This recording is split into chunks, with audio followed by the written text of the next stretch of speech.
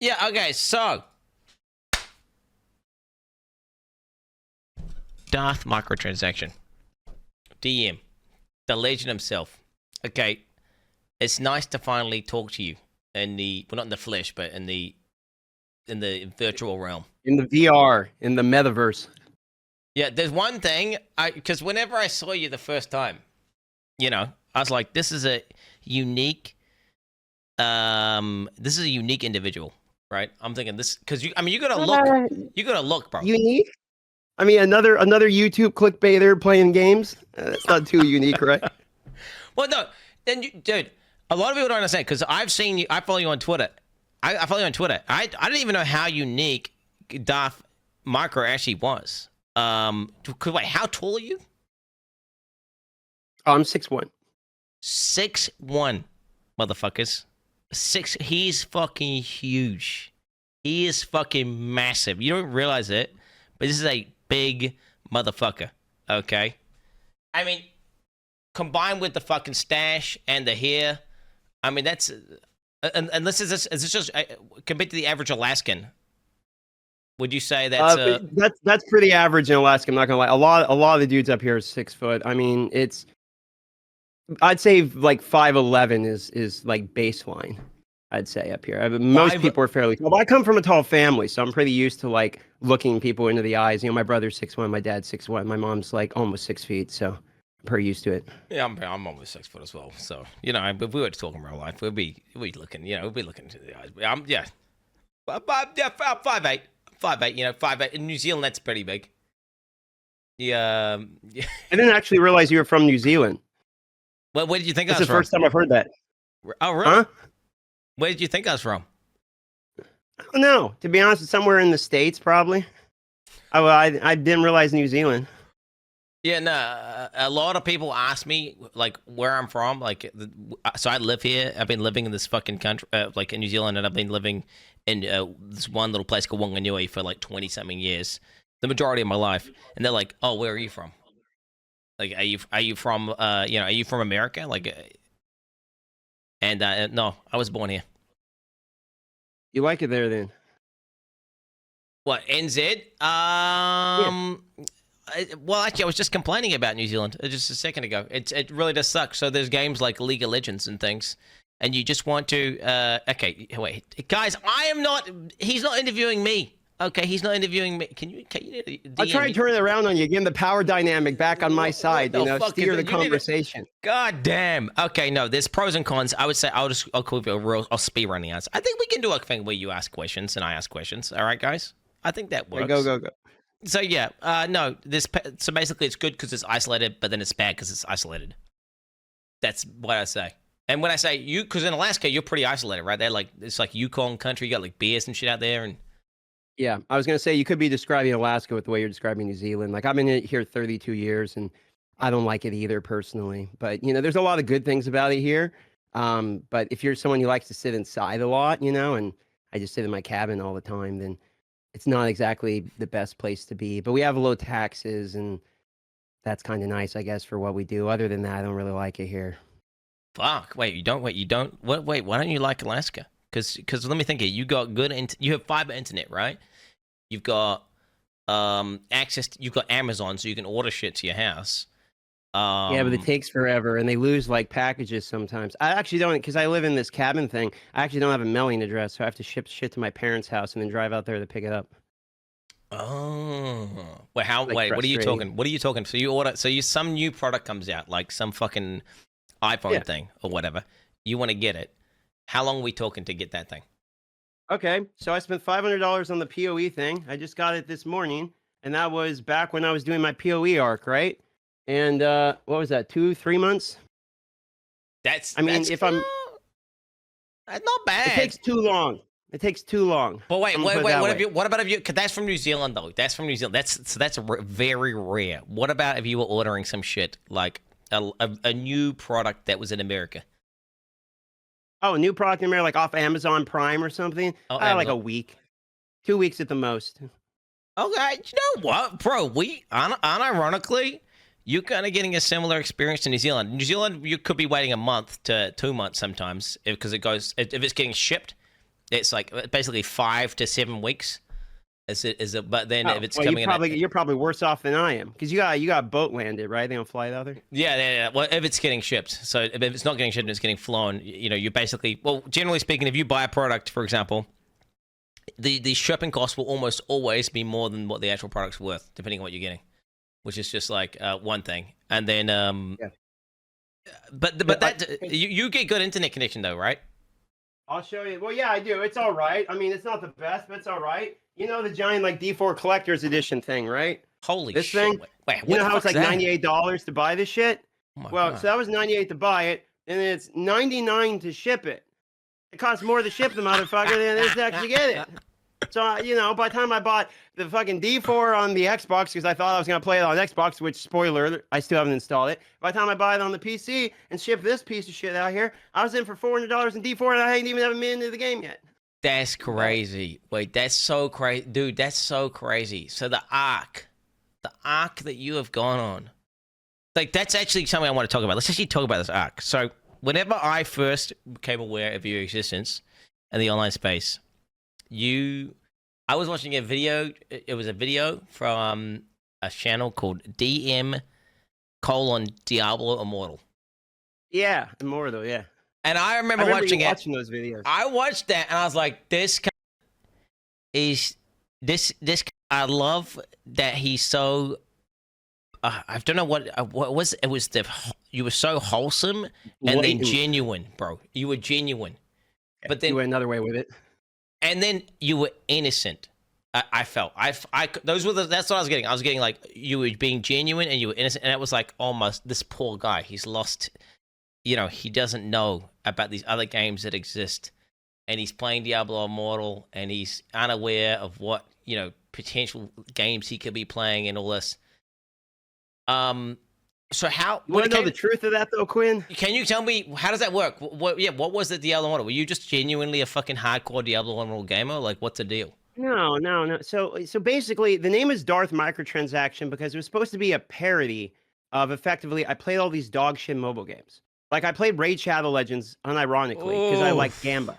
Oh, you know what I mean? For literal years. That's where I started. My first game I ever played was a mobile game on YouTube, but that's not where I started. Like I played MMOs. How'd you get into like World of Warcraft and stuff? How'd you get into Raid Shadow Legends? Who put you on that? So the very first game I ever covered was on YouTube called Star Wars Galaxy Heroes, which is relevant to the raid conversation, okay? And it was back in, I want to say, 2016, December. I was having Christmas with the family. I got hit with a Star Wars ad, and I'm a huge Star Wars nerd. So I thought, hey, I like Star Wars games. I'm going to download the game. Well, it was another pay-to-win dog shit mobile game, right? But it had Star Wars characters in it, and I like collecting the Star Wars characters. Eventually, I got decent enough at the game that I made a couple videos like explaining some stuff because there was other content creators in the space, but I didn't feel that everyone was necessarily explaining just some of the particulars as well as I would have liked. So I'm like, I'm going to make a few things and explain it. And I did that, and the videos went well. People liked them, and it was well received. So I just kind of kept making them. Then at one point, the first YouTuber who ever reached out to me was named Mobile Gamer, and he was covering Star Wars Galaxy of Heroes at the time. Nicest guy ever. I had like 2,000 subs. I was a literal nobody. I didn't even know how to put ads in my video. Like I knew literally nothing. And he reached out to me and started mentoring me a little bit on YouTube and taught me some of this stuff. I love the guy. I always will. His name is Trevor. Actually, when I was at TwitchCon, I actually was at his house, and that's how I was able to not have a hotel. He's got like a separate guest house and stuff. It was really shit. Nice. And so, and the reason he's relevant for the conversation is that he and his wife, they did an ad for a game called Raid Shadow Legends. And because I was a fan of his content, I downloaded the game to try it, and I got hooked on the shard pose, basically. I liked the Gamba of it, where it's like you open the shards, like, what's it going to be? Oh, another dog shit character. Scan a box, there goes that money. I mean, it's gambling. So you're literally playing slots, right? You're playing slots, but they just reskin it to look like a game. And then, there's not even, and you can't even win, right, as well. So it's like, it's all the downsides of gambling without the upside of actually being able to, because is there any value to your account could like if you won big and got super lucky in that game, can you like sell that shit? Is there any Yeah, or and actually, there's that you can, and there is proof and concept of that. One, because they don't ban people who sell accounts there; they just don't really care or whatever. They even mm, allow third-party programs and all this shit. Their idea is anything that makes people play the game. Eventually, people will spend money because of how addictive it is. That's basically their mindset, and they're right. And on top of it, you can pull characters that are going to be way, way, way, way worth more than some other dog. So you can get a legendary one that's completely worthless, and you can get a different legendary that's worth like $2,000. So yeah, there is some of that, yeah? but for the most part, that's not really Well, what people are doing. this They just the want some system is dopamine out of rigged, it. right? The system is rigged, so they always make more money than what. So you whatever you're gonna win in terms of value, the casino always wins, right? When it comes Well, I down mean, to it's it. digital. It's not exactly like they're actually shipping you a product. They literally just changed some code. So yeah, I mean, they're always going to win because you could put a penny in and they're still winning. It doesn't cost them anything other than Yeah. server charge. Oh, shut the! Don't call me fat, chat. You're saying let him talk, fatty. Am I interrupting you too much? I'm trying to. I'm having a conversation here, chat. You all right? I Let don't feel me. like you're interrupting me. I'm just struggling to hear you because I can hear my speaker's on the left side and my left ear's blown. And if Oh I turn my. it up any louder, you're going to get an echo. So I'm just kind of struggling to hear you. Oh But my that's just because god. of my ruptured ear. Oh my god. Wait. So what? Did that? Was that just because of the fucking airplane? Or what? What? How did? No, no. So I got sick at TwitchCon. I came back and was really sick. It was weird, man. I've never experienced something like that before. I came back from TwitchCon, got sick, and then there was like a small pressure in my ear, and it just kept building. And through the course of about 8 hours, it went from like totally I could completely ignore it to I've had kidney stones because I get kidney stones quite often. I've had them before, and I'd rather go through kidney stones again than have that ear pain again. And Oh it was fuck. easily the worst pain I've ever had in my life. And so I didn't know what happened. I was just like freaking out, and I kept trying to like clear my ears and whatever.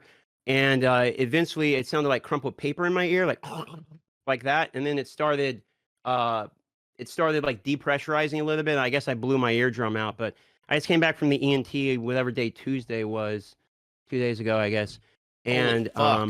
I guess it's a pretty bad rupture. So I mean, that's fucking awful. Wait, did you? Were you not considering calling the fucking people whenever that was going down, or was it you just too far out? You too isolated to like go to a calling hospital, the people.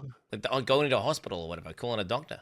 I went to the ER afterwards. I mean, the ear pain was ramping, boys, to the point where it was like it went from like nothing to like really fucking bad within a number of hours. Yeah. And I don't own a car, so it was like Oh, 2 a.m. or something. And yeah, I wasn't gonna call my mom or whatever, drive me to hospital at 2 a.m. So I went the next morning, and yeah, then they told me, yeah, your ear's fucked. You're gonna have to go to a specialist, and that's when I went to specialist on Tuesday, which was like 4 days later. And he's like, wow, that's a bad one. I'm like, great, that's real cool. wait, is it Actually, gonna funny part heal? about the Is it gonna heal, huh? or you can? Is it gonna heal, or you're gonna be like half deaf now? What the fuck's the deal there? Like, I don't know how does that I work? don't know if there's permanent damage. He says it's probably a low chance, but it's gonna take a while to heal. I'm a musician, so I'm kind of a little worried about it, if I'm being honest. Um, Oh you know, shit. my ears are important to me. But the funny part about the ear doc, the other thing, this is funny, you've experienced this, is he actually has a YouTube channel where he posts gunk out of people's ears. And he has 25K subs, and one of his videos got like 8 million views, right? Because he cleans up people's ears and then posts videos, and it's disgusting as shit. It's But he vile. got limited ads. He's got the yellow limited ads because they say it's graphic content. So he up at 8 million views, he got like 30 cents or something. Oh no, bro. I mean, to be fair, I know that is like bodily fluids, but then again, I mean, no, that is disgusting. I've been to one of those air people, by the way. Have you ever gone to one of those guys? You ever go, The like ear people? where they suck the juice out of your ears? Yeah, I mean that's quite literally where I was at just on Tuesday. Yeah. Oh, okay. Well, there you go. It's on your non-fucked ear. Did it feel amazing? No, because that's what I thought. He cleaned out my ears, but then I thought my ears were going to be good. But he says that I guess what's happening is the inside past the eardrum is so full of gunk and swollen that it's like closing out the whole canal on the backside. It's pressuring outwards and like clogging the whole ear shut. So it feels like a grenade like went off in my ear and it's just permanently expanded. I don't know. You know when you go in water and like your ears get fully clogged and you're like, oh, I can't get this shit out of my ear. It's like Yeah. that, but like a million times worse, and it's so far in there. There's nothing. He vacuumed out all Ugh. he could, but there's nothing he can do about it. I mean, that sounds fucking awful, bro. I'm gonna be honest. That sounds like I mean, yeah. I feel like there's only 2 injuries that would probably come close to that. One would be your eye injuries, and the other would be nut injuries. Yeah, that's the weird part is there's so much mucus and everything in my ear. I'm literally getting blood out the ear, blood out the nose, and my eyes are leaking, like straight up leaking mucus because it's overpressurized. It's not. I'm down pretty bad, bro. I'm not gonna lie to you. It's not a good. It's not a good. Bro, that sucks. That fucking sucks. I mean, that does suck. But you know, hey, it could have been worse. Gotta look at the silver linings. Yeah, it could have been both ears. Could have been both ears, and I could be like, what? And you could be dead for some shit. You could have been, you know, who fucking know? You could have had some infection that you get. You know, what I'm saying is, you know, you gotta say, "Man, look at." So, hey, you're not dead. That's the W. Yeah, I rode a motorcycle since I was 17, like street bikes, and I've rode dirt bikes since I was like 8, and I've had a lot of close calls, and so I've learned from motorcycle on the road experience. If you have a close call and you're not dead, then you're thankful most of the time. So, you know, it's going to heal. It'll be all right. Okay, fuck. Well, to segue back to what you were talking about before. So you did start off mobile gaming, and it kind of started off as a bit of a meme because you got baited by an advert, but you actually did enjoy it. And then you had a friend who was really nice, and you got into a game, and you actually did. I mean, you got addicted to it, the mechanic, and you were actually enjoying it. So you were actually mobile gaming, and it was genuine, right? Like it wasn't, yeah. So you Raid would have been the most legitimate mobile gaming. Like I was actually in the Raid when I played it in the beginning. As time went on, it became disillusioned, and I was honest with that, and people could see it, and my content became worse because I wasn't enjoying what I was doing. Yeah, no, that's a classic. That's a classic where, yeah, no, we see that among streamers all the time, where basically, stop spamming the fucking chat. I'm sorry if I get distracted when like they just spam. Quinn take a day off due to a sore throat. This guy ruptured his eardrum, and he's doing the one thing doctors told you not to do. Listen to Quinn. Okay, guys. All right, now we can start spamming. Where the fuck was I? I was talking about You're saying how great I am, how my content's awesome. Everyone should comment, subscribe for more Minecraft Let's Plays. That's exactly right. Yes. We've seen this happen to many streamers where they basically blow up in a game, and they do really well, and then they keep playing the game to the point where they start hating it. They start hating themselves. They stop enjoying it. And then because they're not enjoying it, the chat stops enjoying it, and it turns into this awful spiraling pit of depression, right? And either they go down with the ship, or they, you know, venture forth and try new things. So is that what you did after Raid Shadow Legends, or how did that work? No, I went down with the ship for sure. Oh, fuck. Like I was with Raid for way too long. I mean, I got so mad at them one point because they treat their creators like absolute dog shit. I even review bombed the game. I removed that video later because I thought it was a bad move, and I wouldn't have done it again. But that's I mean, bro, I was what the fuck? I was hella hating on them. Based. Yeah, I was a forum moderator. I was a forum and Discord mod. I was literally a mod in their fucking game. All that shit. I was official content creator and all that. And then I was like, nah, fuck you guys. You're all trash. And it was they are trash. This game is dog. Do you know how much money? They did it right at the time their investors had just invested too. So actually, they ended up losing their CEO at the time.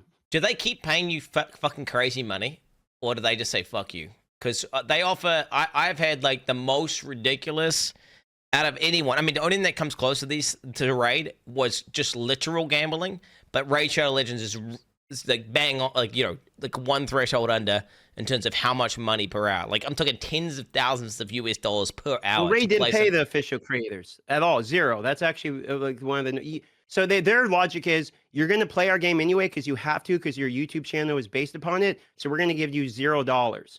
So what they'll do is they'll give you some in-game assets, but they don't give you a red cent. And on top of it, it's worse than that because at some points they'll promise you stuff, but then they won't deliver it. Like I remember there's 4 of us. Like we're going to fly you out to our place. We'll do interviews with you, all that. And then they just like never did it and stuff. And they gave all that money to a different YouTuber who never even played the game and flew him out to go skydiving or some shit instead. So it was a big drama in the community and all that. I'm not a big fan of the company, if I'm being the company's dog shit. Honest. It's trash. I mean, but you'd think even if they were being selfish, your success would be their success. So they'd want you to be happy and like them and keep doing stuff for their game. So then you'd think that they would fucking, you know, do things to make you happy and like give you access to things and give you special opportunities and all that. But and you know, the real meme of it, Quinn, is is once I got out of the game and went to other games and blew up off of other games, D4, now they're paying me for 60-second ads. So now I'll get my bag off them. Now that I'm not even playing their game. Don't do it to him. Don't do it. No, I've already, they will pay you good, and you're just here's the game. I played the game. The game's fine. It's the people that suck. The game's not that bad. How much money have you spent on it though? How much money have you spent on it? How much money have you spent on Rage? I put 16,000 into it. Yeah, so is that not a red flag? Because if you are a normal person and you were just chilling, and then all of a sudden you got into so then why would you want to? So the reason they can pay you so much is, well, I've been talking to some of the industry vets in terms of the people who market all this stuff, and basically the metric they use is price per customer. And for Raid Shadow Legends, it is just fucking cracked out the wazoo, because what they do is most people don't spend money and they play free, but every 1 in 20 people gets ultra fucking hooked, and then they invest a bunch of their life savings and their assets, they fuck their life up over a fucking literal and I pixels. recommend not to do it. Yeah, so then don't spend your money on them. Yeah, so then so why would you ever advertise that? Why would you willingly? In my opinion, I'm not going to gatekeep people what they're allowed to do and what I'm going to advertise. I'm going to advertise all kinds of products. If people like the product, they're welcome to play it. If people are going to get addicted to something and waste their entire life savings into it, this is the type of person I would recommend not to download and install the game, in my personal opinion. Okay. I have played it. I have spent more money than I should have in the game. I've been in that situation before. I am also an adult who shouldn't have done that. I feel that. I have probably 1,000 videos telling you do not do that. I have multiple videos talking about the psychology of welling. I have a whole video going through every one of the different hooks they use, icebreakers, everything. I have been preaching about, the name is Darth Microtransaction for a reason. People miss the irony. I've been preaching and talking about this forever. You're going to hit a raid ad literally anywhere. I'm going to get my bag promoting the raid ad for 60 seconds. And if you look anything into me at all, you will see exactly how I feel about all of these products. Yeah, what do they don't see that? They just see the ad, bro. And it's kind of like, okay, my question would be, okay, so does that mean I can ask you to promote crack cocaine? For an amount of money? No, there's levels to it. There's layers to it. I think promoting a video game with some predatory practices is different than promoting drugs and alcohol type thing. Okay. I have my line. Okay. I'm not going to do real gambling. So what's pseudo gambling though, right? Raid Shadow Legends. So you'd agree that it's gambling with extra steps. Yes, it is. I personally enjoy mobile game gambling. I have done it. Will continue to do it. I still well in games like Call of Duty Mobile. If you look at my brand, it's well harder. I have no problem willing in video games. That is where my line is. After that line, I do not go that line. But yeah, no, I well in mobile games. Okay. All right. Now I can at least, to be fair, you're straight up about it and you're owning it, and that makes sense. And you know what? That's badass. Obviously, I think my line is different. My line is different, but then again, I mean, that's the thing. I do not partake in the mobile gaming. But then I feel like I would fucking gamble. I just wouldn't get paid to do gambling, because I just know that it's one of these things where, would you not think that? I mean, maybe I'm not trying to convert you here, right? But maybe I am. Sure. Do you not think that there's some fucking? How many Andes do you think watch your stream? Their brains are still forming. Their frontal lobe, their critical decision-making skills are not fucking, adept yet. They're still, they're in their young 20s, and they see you fucking plug some game. Like, how you saw they had to play Star Wars or whatever it was, the Star Wars mobile game. Yeah. Do you not think they could just get influenced, and that could just send them down a dark path, and you could basically influence some negative thing in that person's life? Well, I mean, fair enough. I guess you could say I got influenced that way. I saw an ad in Star Wars Galaxy You're a victim. Heroes. I enjoyed Star Wars Galaxy Heroes. Then I saw a raid ad from my buddy Mobile Gamer. Then I started playing Raid Shadow Legends, and I'm $16,000 deep into the game. I guess you could say the same thing happened to me. Do I blame that on Trevor, my friend, for showing me the ad? Not really. I think that it's my problem. I think I got addicted to it. I got to fix my shit if I don't want to get addicted to gambling. That's how I view it. God bless America type thing, where it's everyone's kind of their own person. They can make their own decisions. I understand your logic. You're a survivor. That's fair enough. Have you heard of the survivorship bias, where you made it out and you survived and you're successful, whereas there's all these other people who basically just gambled their shit away, got divorced, became depressed, and killed themselves? Like some hardcore shit. You know what I'm saying? Whereas obviously you're a Giga Chad and you just sorted your shit out, became successful, popped the fuck off. Yeah, I mean, I wasn't exactly successful in the mobile game space. I wish I was. Well, your I got Diablo successful Immortal, when I got out of the mobile game space. your Diablo sure. Immortal channel was fucking popping. Because I remember I would watch the It did top. okay. I watched the top Diablo content because I'm a React streamer, yeah. What's one of my many things that I can do? I react, and your videos were some of the best. Although I don't remember, was I agreeing with what you were saying? Were you talking shit about Diablo? No, you shit on me quite a bit, to be honest. Oh fuck, did I? What? Oh no. Yeah, what pretty much continually for quite a while. What the fuck? Oh shit. Wait, but I liked you. No, I always liked you from the beginning. Like I have a really bad memory. I have a bad memory.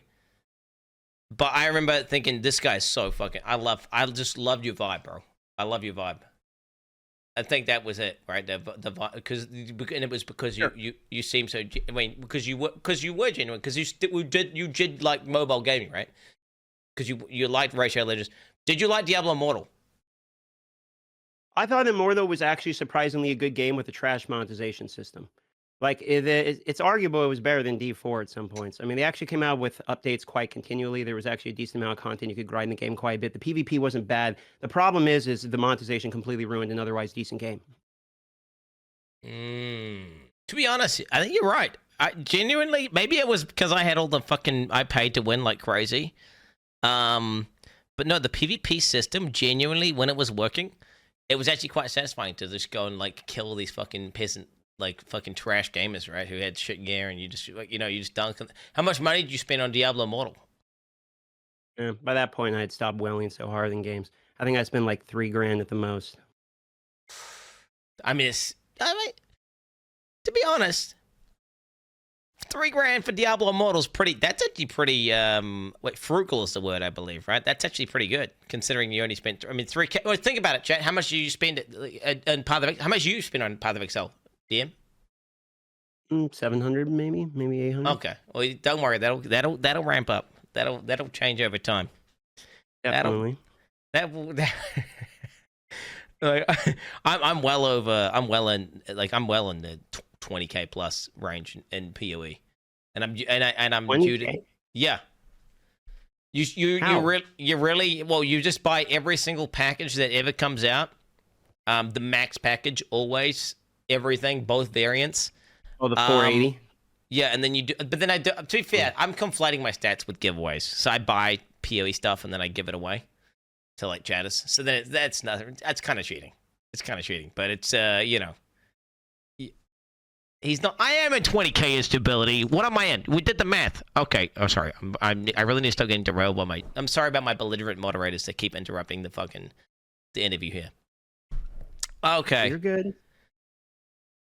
So the Diablo Immortal channel, you were doing that, and you're saying you thought the game was pretty good, but they had shitty monetization, and it was like they basically squandered it, right? Of what could have been a good game. Yeah, basically.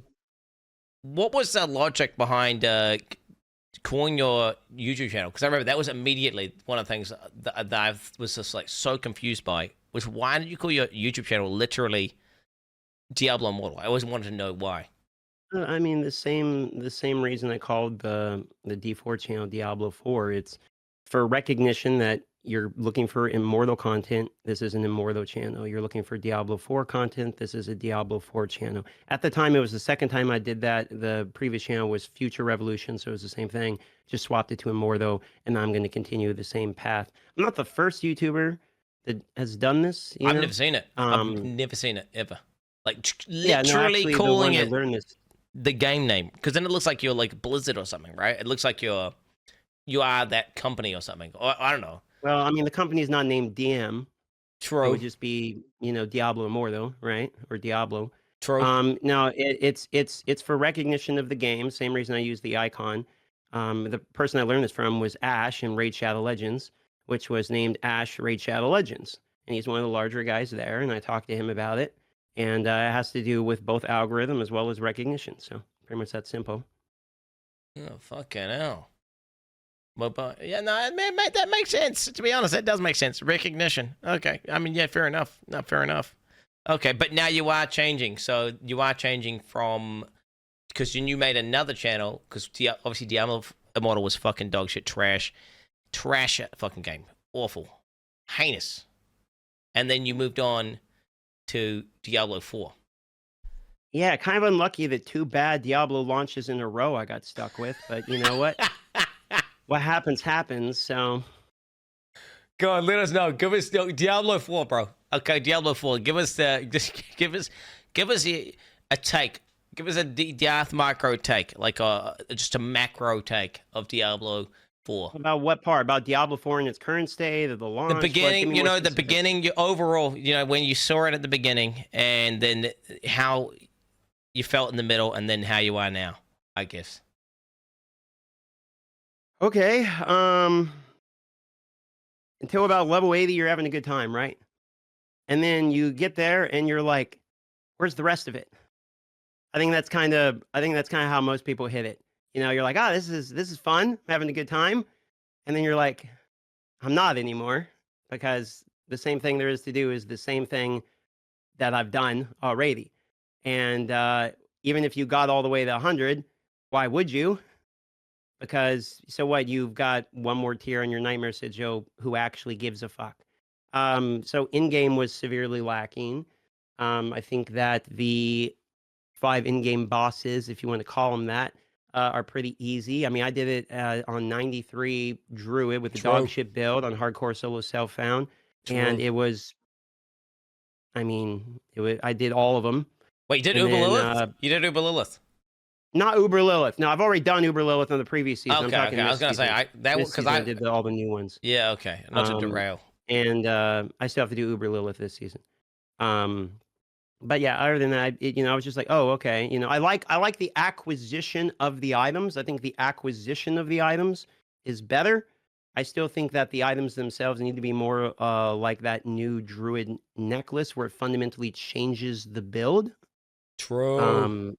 Because I think the stone that's what I'm doing now, is I'm doing the Hurricane plus Boulder build, and that's probably the most fun I've had with the game, where it fundamentally goes from like one type of ability to something completely different. Like, it changes the whole fundamentals of the build, and I think if we had significantly more of that, it makes more builds viable. And really all people want to do is try out different builds and kill some bosses with it. And all that's really what we're trying to do. Do you know, DM, that they have tags in their game, right? They've got like tags that say fucking channeling, they say projectile, all sorts of bullshit, right? And you've played Path of Exile, right? So that same item, the druid item you're talking about, where your boulder turns into like a thing that goes around you. In a game like Path of Exile, they'll design the item, instead of saying your boulder goes around your hurricane, it'll say like, while you have a lightning skill active and you shoot a projectile out, it spins around you. And then not only would it work with just boulder, it would work with necromancer's fucking bone spears, all sorts of fucking items. There'll be all sorts. They have items like this, like your Nova skills now cast where you press the button, or you shoot a projectile out, when it comes back to you, shit like that. And it's like, I feel like they are on the money, like you were saying, with these items that fundamentally change how the mechanics of the skill works. Except they're still one step away, where instead of it being so specific to where it's like a little set bonus, like you have to use Hurricane and you have to use Boulder, they could then go one step further and make it fully change fundamentally how your character plays and how you build your guy. Except it doesn't.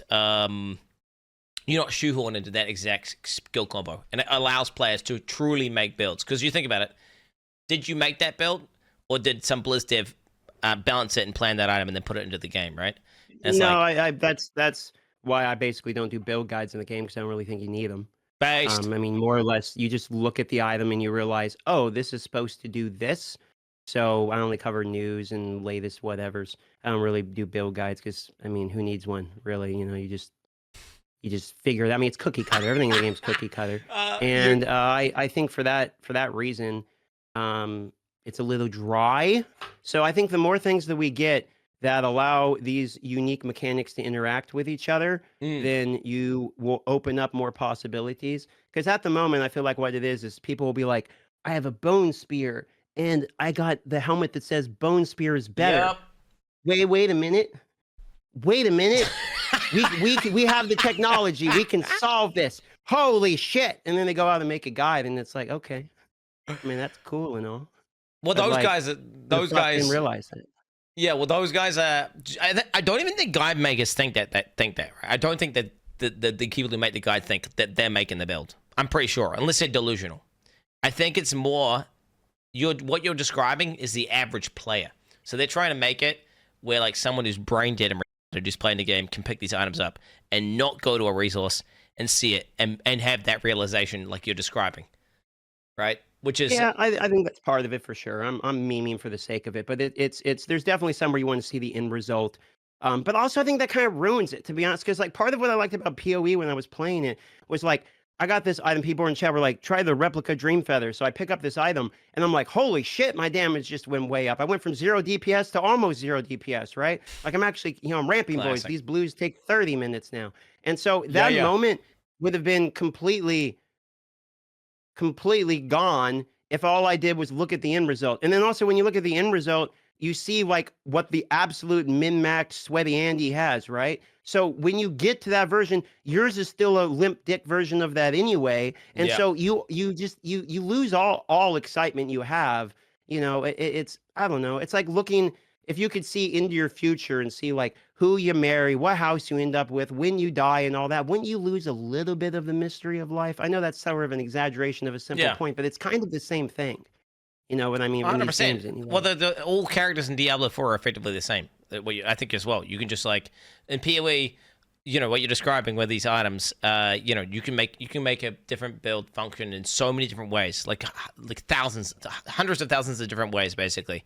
Whereas in D4, you've got like if you're playing a druid, you've got like 5 ways of building it. So you can see exactly what's like. Nothing you're doing is original or unique or anything special. Whereas when you pick up, I mean, you mentioned an item, replica Dream Feather. That item is like such a great example of good design. Like you think about what that item does. Like, and what did you think whenever you got that item? What was going through your head when you picked up? I thought this makes it where I can do what I want and get actual damage out of it. Like what I wanted to do was just stack armor and be as tanky as I possibly. I just thought it'd be fun to be as tanky as I possibly could be. I thought that'd be fun. But then the problem is, if I'm tanky as I can be, nothing's dying, right? So then I look at this item, and it's like, oh, this converts my tank to damage, and it was exciting for me to realize there was something out there that actually does that. And so I thought, hey, I can salvage my character, is what I thought when I looked at that. Hell yeah. Fuck yeah. Okay, we need to stop talking about PoE and D4, though. So TLDR, so would you say D4 is bad? No, I think it was bad, and it's mid now. Ooh. I think D4 is mid. D4 mid? I okay. think, yeah. No, go on. I mean, it was D4 bad on launch, easy. But now it's mid. It's getting there. Give it to Season 3, and it will be okay-ish. Give it to Season 4, no one's going to play it anyway, so it won't matter. Ooh. Do you think D4 is peaked? Do you think that's peaked? Or do you think it's... I mean, I think it's pretty obvious it peaked. When you have what I would say has been the largest marketing in the world I've seen based around a game, it's going to peak on launch, especially when the game is targeted towards like casual players. So you mix marketing, casual players. I mean, they had Megan Fox for Christ's sake, and like BTS or something. Like the dollars they spend on that campaign. That's just out of touch, though. Do you not think? That's just like fucking weird. Like that whole marketing fucking. I mean, it seems out of touch for you because we are gamers. But when you're a guy who, is a 9-to-5 blue collar guy that has an Xbox to play Call of Duty, and you see Megan Fox with a giant rack up there talking about Lilith and some hottie, it's like, I can kill demons. Fuck yeah. Like, I mean, they're going to buy the game.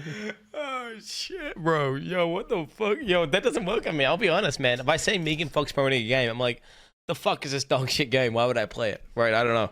Yeah, but you want a good game. You don't want, marketing shoved down you. Like, just it's standard marketing campaign for anything. It was like marketing like it was a beer or a truck. Like if you just look at it that way, like it's a mass marketing campaign that, in my opinion, worked. I don't think it's necessarily peaked. I'm gonna be honest. I think that you look at WoW's peaks, and they keep releasing expansions, and they were hitting new all-time peaks because people missed out on the D4 launch or the WoW launch or whatever it was, the various expansion launches. Burning Crusade came out and everyone talked about it and they didn't play it, so now they don't want to miss out, so they're going to play Wrath of the Lich King. And you see these games, and I feel like maybe if they don't release a dogshit expansion, we could see like the actual release version of D4 come out. Yeah, and actually it you're starts. probably right. I'm probably being a little harsh just for the the sake of it. It's the reality is the game was released early.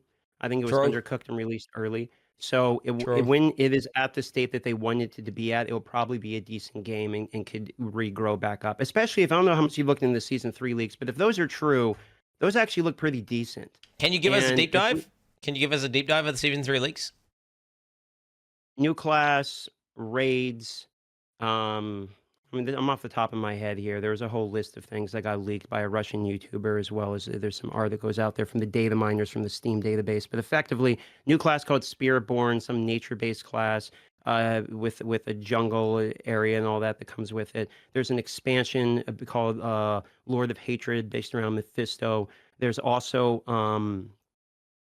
a raid system, which hopefully will add some legitimacy to an actual social-based system because it's an MMO with no reason to interact with another player. So I'm thinking that, if season 3 has these in there, they might make sense because if there's raids and then they add the leaderboard, maybe the leaderboard is based around the raids or something, like the team that gets raids down the fastest, etc. Could be like Lost Ark raids. I actually like Lost Ark quite a bit. So, shit. that's why I say I don't think D4 bad, D4 mid, because I think that it could become a good game. Like, legitimately, it could become a legitimate good game. If they drop the ball in season 3 and season 3 is bad, I think 3 bad seasons would be rough. I don't think season 2 is bad. I think it's significantly better, but I think that it's getting judged based upon the fact that season 1 was basically a huge miss. There was like nothing really in it. So season 2, everyone's very impressed with season 2 because season 1 had nothing and season 2 actually has something. So if season 3 is even larger than season 2, then yeah, we'll be all right. And if season 4 is larger than season 3, we'll be all right. But that's kind of where I'm at with it. I'm just waiting to see. It don't matter to me either way. Like, I'm just gonna play whatever game's good. Yeah, I think well, it depends on your perspective of what's bad and what's good, right? If you're a highbrow gamer and you define anything that's not like an 8 out of 10 game as bad, then you could always, I think that's what people are doing, right? They're comparing it to like really, really good games, and they're saying compared to like these really good games, it's bad. But yeah, I would agree with you. I'd say D4 is probably like out of a 10, right? What like a 5.5 or something? Like 5 being completely average. Like it's just slightly better than the average game. In its current state or on launch? Current state, right now. I go higher than 5.5. I'd say 6. Oh, I'd say at least sure. 6. And the reason I say at least a 6 is because the casual audience is the one that's targeted at. It's not targeted towards you and me. I'd say for me and you, it's like a 4 to 5. Okay? Because people that want to grind the game all day, it's like a 4 to 5. For people that play like an hour a day, it's like a 6. I mean, it's actually pretty fun for people that aren't going to play it a whole lot. But if you're targeting like PoE players, it's going to be like a 2, bro. But if we're talking the guy, like I say, that's playing on console, drinking a beer a day for like an hour or 2, it's a pretty good game for that. It's not terrible for those people. Well, is it though, bro? Because I just don't get that. I was talking to my friend yesterday, and he was saying his brother he's been playing Starfield, right? And I was like, yeah. And he's been playing it for like 40 hours or some shit. 50, no, yeah, I got about that in it. And I'm thinking, the fuck. He's describing him as like he's a fucking tattoo artist. He's casual. He drinks the beer, like kind of like what you're describing, right? And it's like, why do they play dog shit games? Why don't they play like a good game? Like what is it about Diablo 3 or Diablo 4 that makes it good for someone who wants to play it out? Why not just play a good game for 1 hour? Why not log into Elden Ring for an hour? The same things that we do not like about it are the things that make it good for those types of people. The cookie cutter builds, the easeability of gameplay, the fact the bosses basically are brain dead and you can just walk up and punch them. Those types of things make it good for those types of players. And it's not like I'm calling them, Animal Crossing gamers or something. I'm just saying those type of people don't have 10 hours a day to invest into those types of games. They don't. And so this is a game that allows them to go through the game, play the game, experience most of the game and enjoy it without feeling left out, basically. But the people that are sweating, grinding this game the whole time with 3 monitors, yeah, of course it's not for them. It's absolutely not going to be enjoyable for them. Shit, bro, what the fuck? And Animal Crossing, I think, is actually a pretty good game. Just to be clear, but I'm not. Not that yeah, I'm not. It's not bad. Yeah. All right. So what first got you into like ARPGs and like the whole space? Was it just a natural path from fucking Diablo Immortal to I from wanted out. I Rachel wanted Legends? out of mobile games. I wanted out of mobile games and Diablo Immortal to ARPGs. It's like I'm ready to put the mobile game scene mostly behind me. You know what I mean? And I for that reason, like I just wanted out of mobile games. And for me, Diablo 4 is right next to Diablo Immortal. It seemed like there was going to be a crossover of some of my audience, and I came from PC games, not from mobile games. So I would like to get back into the PC games. You know what I mean? Hmm. Okay. What's your next? What are your next? Okay? So D4 is mid, right? Obviously, you're still gonna play D4 seasons and shit. I'm guessing, right? Like, you're still gonna be doing Diablo 4 content, Diablo 4 seasons, all that shit. Yeah. But what game truly? What's the next? What's the next step for you in terms of being that? What's your next big game you reckon you could be popping off on? DM, like, what I'll are we probably talking? just like I kind of like trying new games as they come out, and I think I'm going to go between the seasons. So I'm going to play the PoE leagues every time a new PoE league is out. Based. I'm going to play the new D4 seasons. I'm going to try Last Epoch when that comes out. It's supposed to be December, and I think it's coming out now in January or something. I pushed back a little bit, so I'm going to try these games, and for the most part, I'm pretty happy with that. And if something new comes out, that I'm mostly excited by, I'll try it out. Like I bought a PS5 just for Spider-Man and played it for 30 minutes and got bored, so I'm never gonna, I'm not gonna play that again. And that was Oh, about it. So I like to try games. I mean, I love games. I wouldn't be covering games if I didn't love games. So I'm just do you gonna see a try out future whatever's out. where PoE Huh? 2 is your? Could you see a future where PoE 2 is your next main game? Oh, easily. Yeah, I'm Oh definitely, hell, I'm definitely gonna cover PoE too. Yeah, no problem. hell yeah, bro. Hell yeah. And how did that feel? So I'm kind of jealous because you went from playing literally probably the most dog shit games that have ever been made, right? Like literally the most dog shit games. So you went from fucking Rachel Legends and Diablo Immortal, unironically, to the Yeah, but creme de like la I actually, creme. maybe you're right about them being dog, but like you have to understand. That's why I was saying what I was saying earlier. I actually do like those games. Like I enjoyed those dog shit mobile games for the time I was in them. So that's why I talk about them, and I can understand the people who are like wells and shit in this game because I've talked to a lot of them. A lot of people actually like those games. So when I was playing them, I actually liked them. You know what I mean? I would rather play PC games, and that's why I'm trying to get back into PC games. But I don't really like look back with hatred my time in mobile games, to be honest. But do you not feel like you went because the journey you went on? The way I see it is, you were like watching Pride and Prejudice or like fucking like straight up infomercials. You were just watching infomercials. Then you went to something that was like, okay, it's kind of mid, like Dexter season 7 or something, right? It's like Diablo 4 was Dexter season 7, and then you went to PoE, which is, we're talking, this is Breaking Bad, bro. You're watching fucking Sopranos. Was it not some sort of enlightenment phase for you in terms I of mean, if you're asking me if I think it's awakening? better, yeah, of course. But wasn't it like an awakening? Like, I don't know. Would I see someone who hasn't seen a really good TV series and I watch them watch it and they just see how much they're enjoying it? Because you can only do it one time. Was it amazing, or was it just only a little bit better? What are we I talking here? mean, I I feel like you think that I've only ever played mobile games, but like I played WoW, for years all the way through.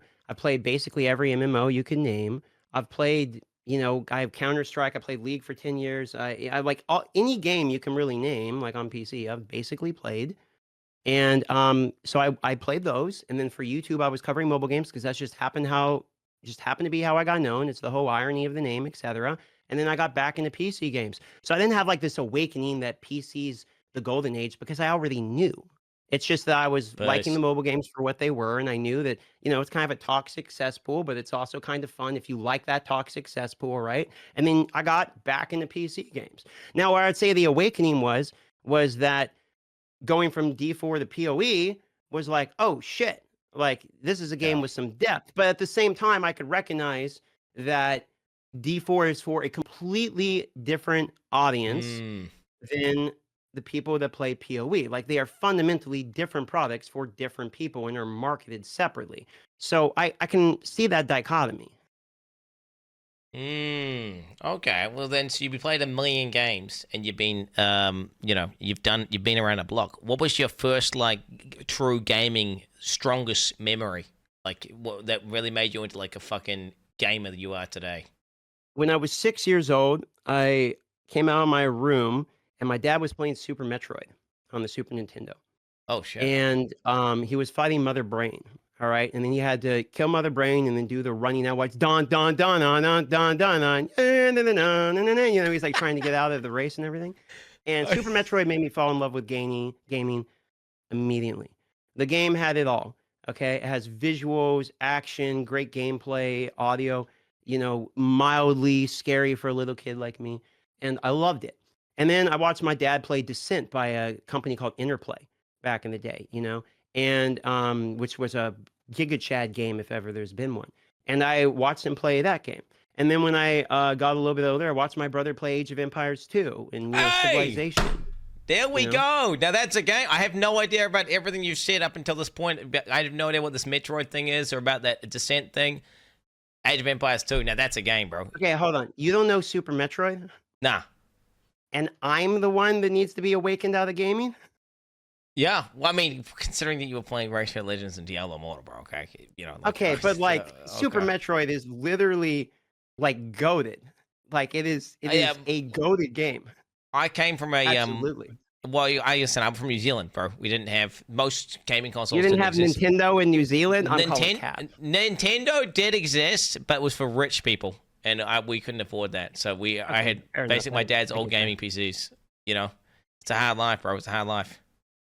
But to get back to your question, yeah. The number one point for me that really kind of made me immediately be like, oh shit, gaming is a thing, was my mom and dad, or my mom and brother had left to go to the store or something. It was just me and my dad. And he's like, hey, don't tell mom about this, but today, like, you're a grown up. So we go to the room and he pulls down from his wardrobe. He has a Super Nintendo game called Street Fighter. And he's like, you're going to play the big kid game today. So he puts Street Fighter into the Super Nintendo. And over the next 15 minutes, just wipes the fucking floor with me. Okay, while I'm playing Super Nintendo, all right? But the whole time, I'm like, I'm a big kid. I get to play the grown-up games. So, like, the first time I ever touched a video game was picking up a Super Nintendo controller to play Street Fighter 2. And that was the awakening for me, I suppose. And but my dad got me in the game, and he got out of gaming later. You know, we grew up in a pretty tight household. So games like Diablo and Doom and stuff, they wouldn't really fit our vibe. But I back in the beginning days, there was a couple of times when I got to see some of the games that really kind of made me realize, like, yeah, this is something. And so I really grew up actually watching other people play games. And so when I ended up becoming the guy that other people watch play games, it made a lot of sense for me. I remember me and my brother, when we were, 10, 12, around that, because my brother, well, I guess it'd be 10 and 13. My brother's like 3 years older than me. We would put 20-minute timers on the oven, was the way we do it. And then we run to the computer and we get to play our game for 20 minutes. So he would play Age of Empires or Sims or whatever it was. And then I'd do 20 minutes and I would go and I'd play my game. And we would go back and forth and back and forth and back and forth like that. And that was, the whole, I remember always thinking when I was watching my brother during the 20 minutes, I'd watch my brother play and it'd be my turn. But at the other side, my brother didn't watch me play. When 20 minutes ago, he'd go do his own thing. And so I remember thinking, like, I wish he was watching me play the game during my turn, So it kind of feels good coming around, on the other side of it.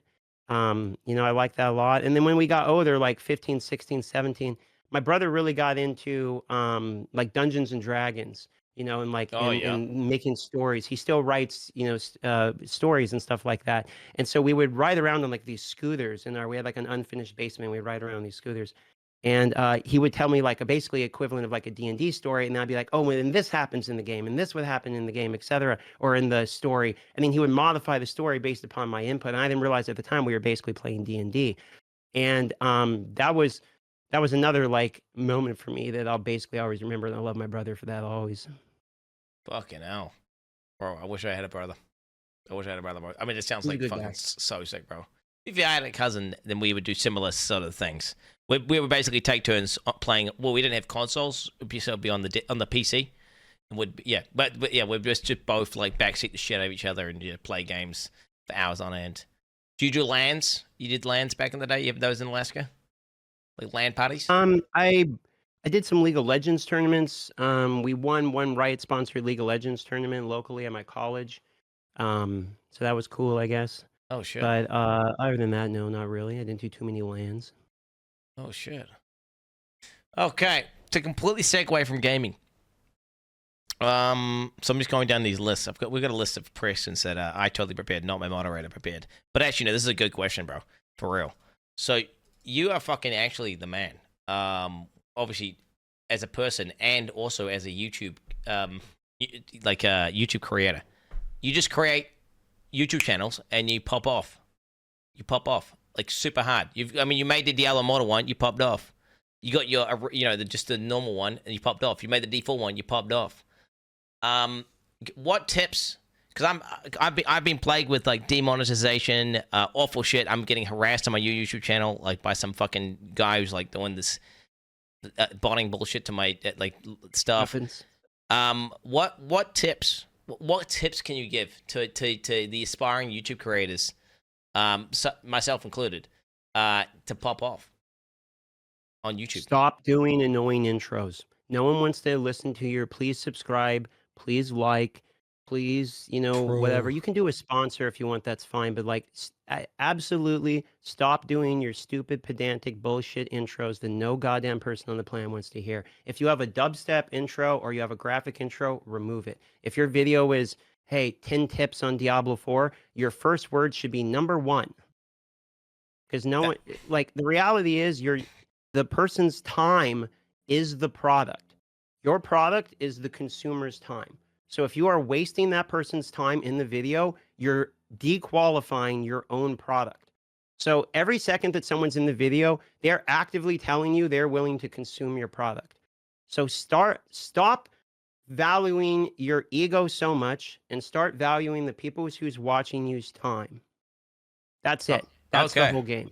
So that's it. So every second of the video needs to be something worth watching. And if it's not, then just cut it out. Okay, so what happens if your content's dog shit? If your content's dog shit, then your channel's dog shit, it's going to go 0. There's no solution to that one. Okay. Oh, shit. Okay. All right. But wait. Reacting to videos. So, like, say I watch your video, and then you spent all that time creating your video, so it's like fucking every second of your time you're speaking, it's got something of value. And now I've got that inside my video. Right? Is that I've done reactions, so if you're asking for my take on reactions, like I also do reactions. So I'm not going to shit on them. I'd be shitting on myself. I personally believe that reactions should be mixed in with your own content. That's my take on it. I allow anyone to react to me at any time. I would prefer if people don't react to my video within the first 24 hours, but that's just it. You're welcome to do what you want on the channel. It's a legal gray area. Am I good? If I'm a small creator, am I allowed to do it? Or is that not like, I get Asmongold not doing it or something, right? Because he's big dick and like his video is going to literally like 20 times the amount of people are going to watch the video than the original. It's happened to me like 100 times, or just literally everyone. Is that like a baseline? It depends upon what you're asking. If you're asking the morals behind reactions, small versus large, or if you're asking like the algorithm Andy side of me that tells you how that's going to perform on the channel, I have different answers. So specify your question more. Okay, so do you care specifically if someone my size or under, like, watches your video in the first 24 hours?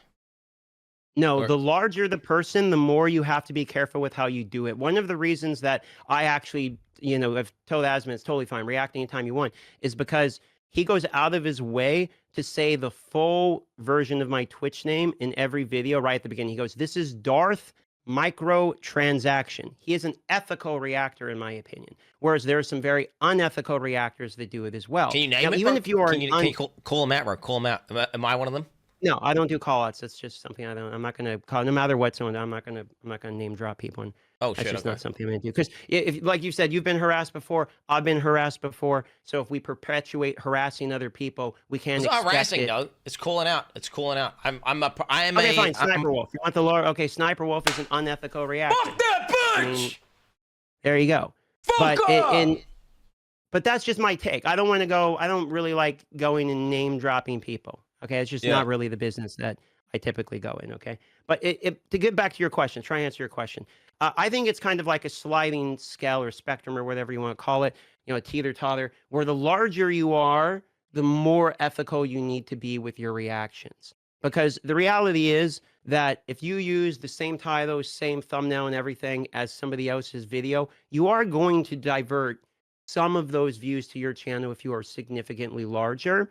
However, that can have a payoff if the person is so big that the bleed through can still help you. Like if I'm only going to get 5,000 views on my video, but Asman reacts and then gets 1 million, and I would have got, let's say 7,000, but I only got 5,000 because of his reaction, the payoff is still in my favor if he reacts to it. But if we are equal level, let's say we're both massive, like 2 million and 2 million, and I'm going to get 5 million on video, he's going to get 5 million on video, it starts to become a little bit more of a gray area. I think this is why most of the bigger reactors that are reacting down tend to do it as ethically as possible.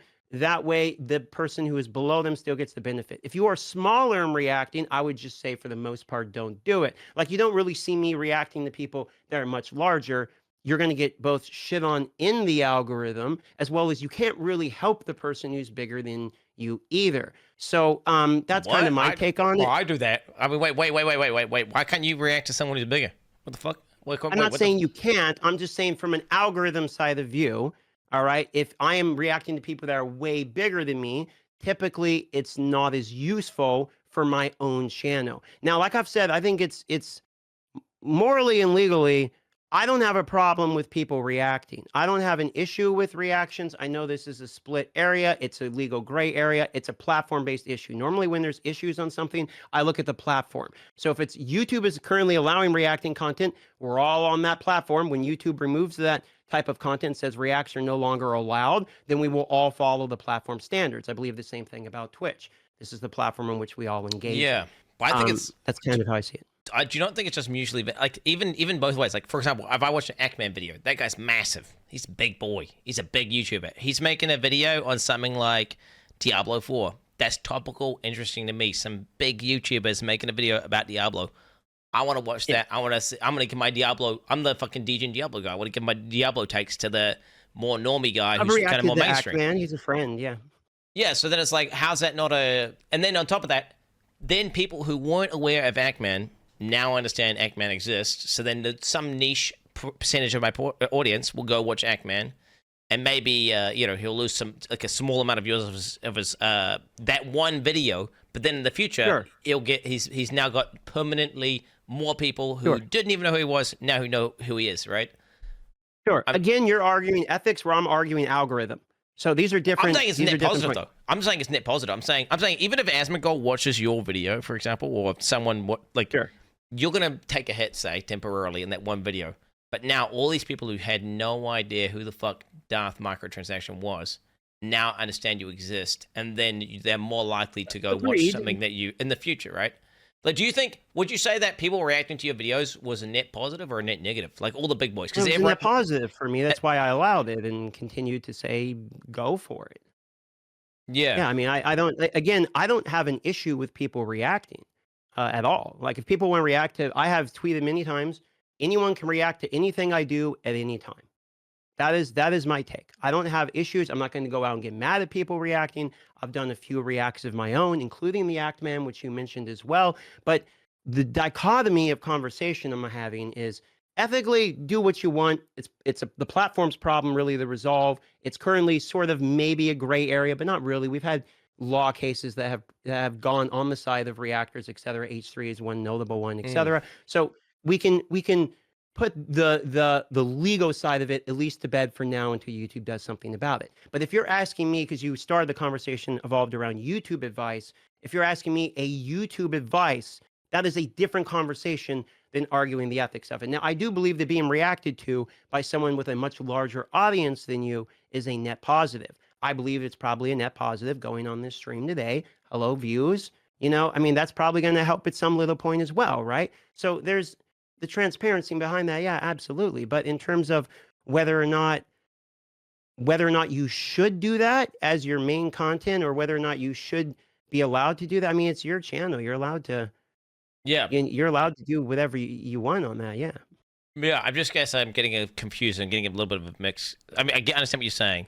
Do you not think it's plus sum and everybody wins? So you coming on this stream, A, you win, right? Because new people are aware of who you are. B, I win because this is good. It's interesting to hear, like someone who is, you clearly don't have the exact same viewpoints as me on lots of things. So we have a conversation and it's good content. And then ultimately, now more people, this crossover both ways, everybody's winning. And it's like, just like if a bigger guy reacts to a smaller guy or a smaller guy reacts to a bigger guy, I just don't see where there's no L there. It's everybody wins. Well, Sniper Wolf's an L, right? Yeah. If So Sniper sometimes Wolf, it doesn't always work that way. so if you were to, so now if I was to, so Sniper Wolf, the difference though is this, if Sniper Wolf, she gets snippets of content, cuts out their commentary, removes all tags, and then claims it as their own, right? Which is a little bit, which is completely different to what I guess we're talking about, right? Which would be the toxic reacting or whatever, Yeah, it is different. So like I say, I don't think there's an issue with it. If you're asking me from an algorithm standpoint, I have opinions on it.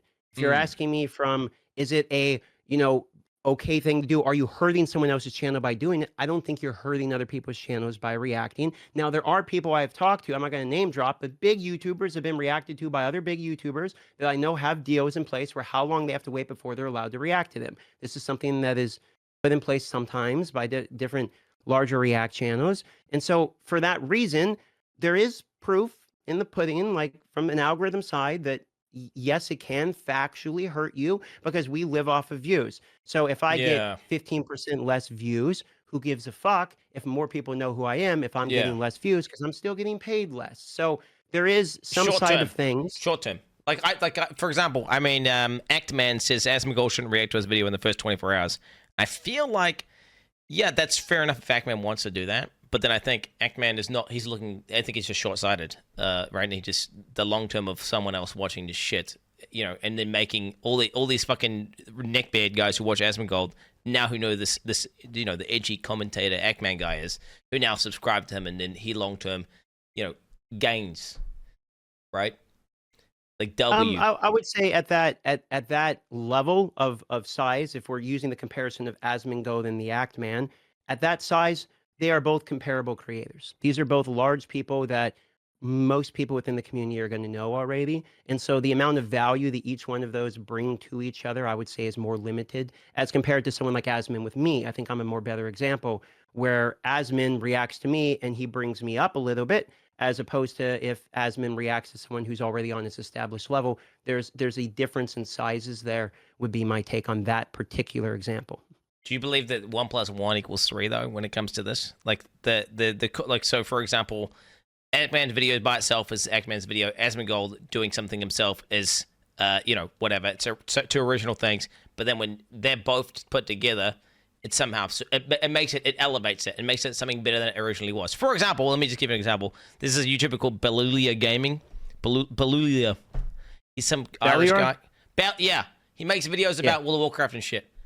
Bro, I like the guy. He seems like a nice guy, but honestly, bro, watching this video like by itself, bro, I want to fall asleep sometimes. Like I'm gonna bed you out, bro. He's too, I want to bed. But Asmongold reacting to Belulia, giving some fucking hot takes or something, is elevating that content better than it would have been originally. So he's adding value. So now it's not just, even at the same size, it's a plus sum, right? That's fine. Let's use that particular example then. So you're not going to watch Ballier because you don't enjoy him, but you will watch him with Asmongold's spin on it. I do watch him, to be clear, but yeah, I just prefer. I think it's better than it was originally, right? Okay, so in that scenario, you're more likely to watch the same video through Asmongold as opposed to Ballier, correct? Yeah. Are you going to watch that same video twice? Fuck no. There's your answer. But I have watched many Ballier videos that I had no idea that I was until I'd seen Asmongold watch a video of him. And I've watched like 20 Ballier videos. I like raw That's dog. Fine. I mean, we're not on the opposite sides of the fence. I feel like you're trying to... Oh, I'm not trying to say I don't disagree with you. I like I say, I think that people who are larger bring smaller people up. But I don't believe in all scenarios, because I'm very careful with how I approach things. I don't think in all scenarios that high water raises all ships at all times. I think that's a very dangerous level to throw out there, because if we do that, then we're going to have to include Sniper Wolf in this, but we don't want to because she's a different example. So really what we'd have to do by that then is say, well, like, okay, that's true in all scenarios except the ones that we, with our Mm, subjective opinion, hand choose that aren't true. I don't want to be the arbiter of what is good mm. and not good content. So for that reason, I have very basic opinions on these things, and I'm not going to use my subjective opinion to dictate what is right Yeah, and wrong in this scenario. I I just agree. have what I think happens based upon the data. Yeah, like if Asmongold reacted to the latest Avatar movie, right? And they spent $200 million making that movie, and now everyone just watched it for free, and he's basically just like stolen $200 million worth of people's time, money, special effects, all that shit, and now they're all just getting it for free, and he's profiting, right? I mean, yeah, there's clearly a wrong way to do it and a right way to do it. I mean, the point of this, though, when it comes down to YouTube annies, I mean, I guess I look at it as a pretty positive interaction for all sides. What is this guy saying? What I is would this? say if you do it ethically, it can be positive for both sides. I would agree with that. Yeah. Hell yeah. What does instability time think? Maybe if Quinn asks the same question a different way for the sixth time, DM will agree with him. Can't wait. Okay. Am I doing that, DM? Am I doing that? I'm not doing that. I think we're arguing different points here. I think I think we agree on the ethics of it. And I think I'm mostly trying to answer the question from a data analysis side of things. And I can't say things from a data analysis point that just the data doesn't show. So it's hard for me to, I know for a fact that some reacts can hurt and some reacts cannot hurt. And I think you would probably agree with that based upon some of the examples we've used in this conversation. I myself have been reacted to in a positive way and have had myself be brought up definitely on Twitch. A lot of people come by Asmin, from Asmin on Twitch and say, I saw you on Asmin. I'm here now. I'm very thankful to Asmin for all the reacts he's done. I would have rather he reacted to me than not reacted to me. So I can definitely agree with your point on it from that side of things. It's just hard for me to give blanketed statements about it because then we run into situations like Sniper Wolf. Asmon made you, bro. Asmon made you, bro. Yeah, but I'm Asmon Silver. I get it. No, I'm me. No, who actually reacted to you first, bro? Who was the first reactor? Who was the first larger content creator reactor? Actually, I'm out of curious. I don't know. It would have been years ago. What years ago? Sag, bro. Sag. That was a chat. I was memeing. People say that Asmon. To be clear, that joke that I made, chat makes that joke to me. They say Asmon made me. Whenever I was, Asmongold used to be a Quinn viewer, so I was just wanted to do the meme, and then clearly there's a bunch of chatters who are saying that I'm being mean right now. Whenever I'm not, it was supposed to be a joke that chat was supposed to get, which I'm feeling like. I got thicker skin than that, bro. You're gonna have to try harder. Okay. Bro, you have no idea what I'm capable of. You have no idea. You should watch the Ziz interview I did, bro. For real. It was fucking. I did watch that one. I am knowledgeable of what you're capable of for sure. Okay.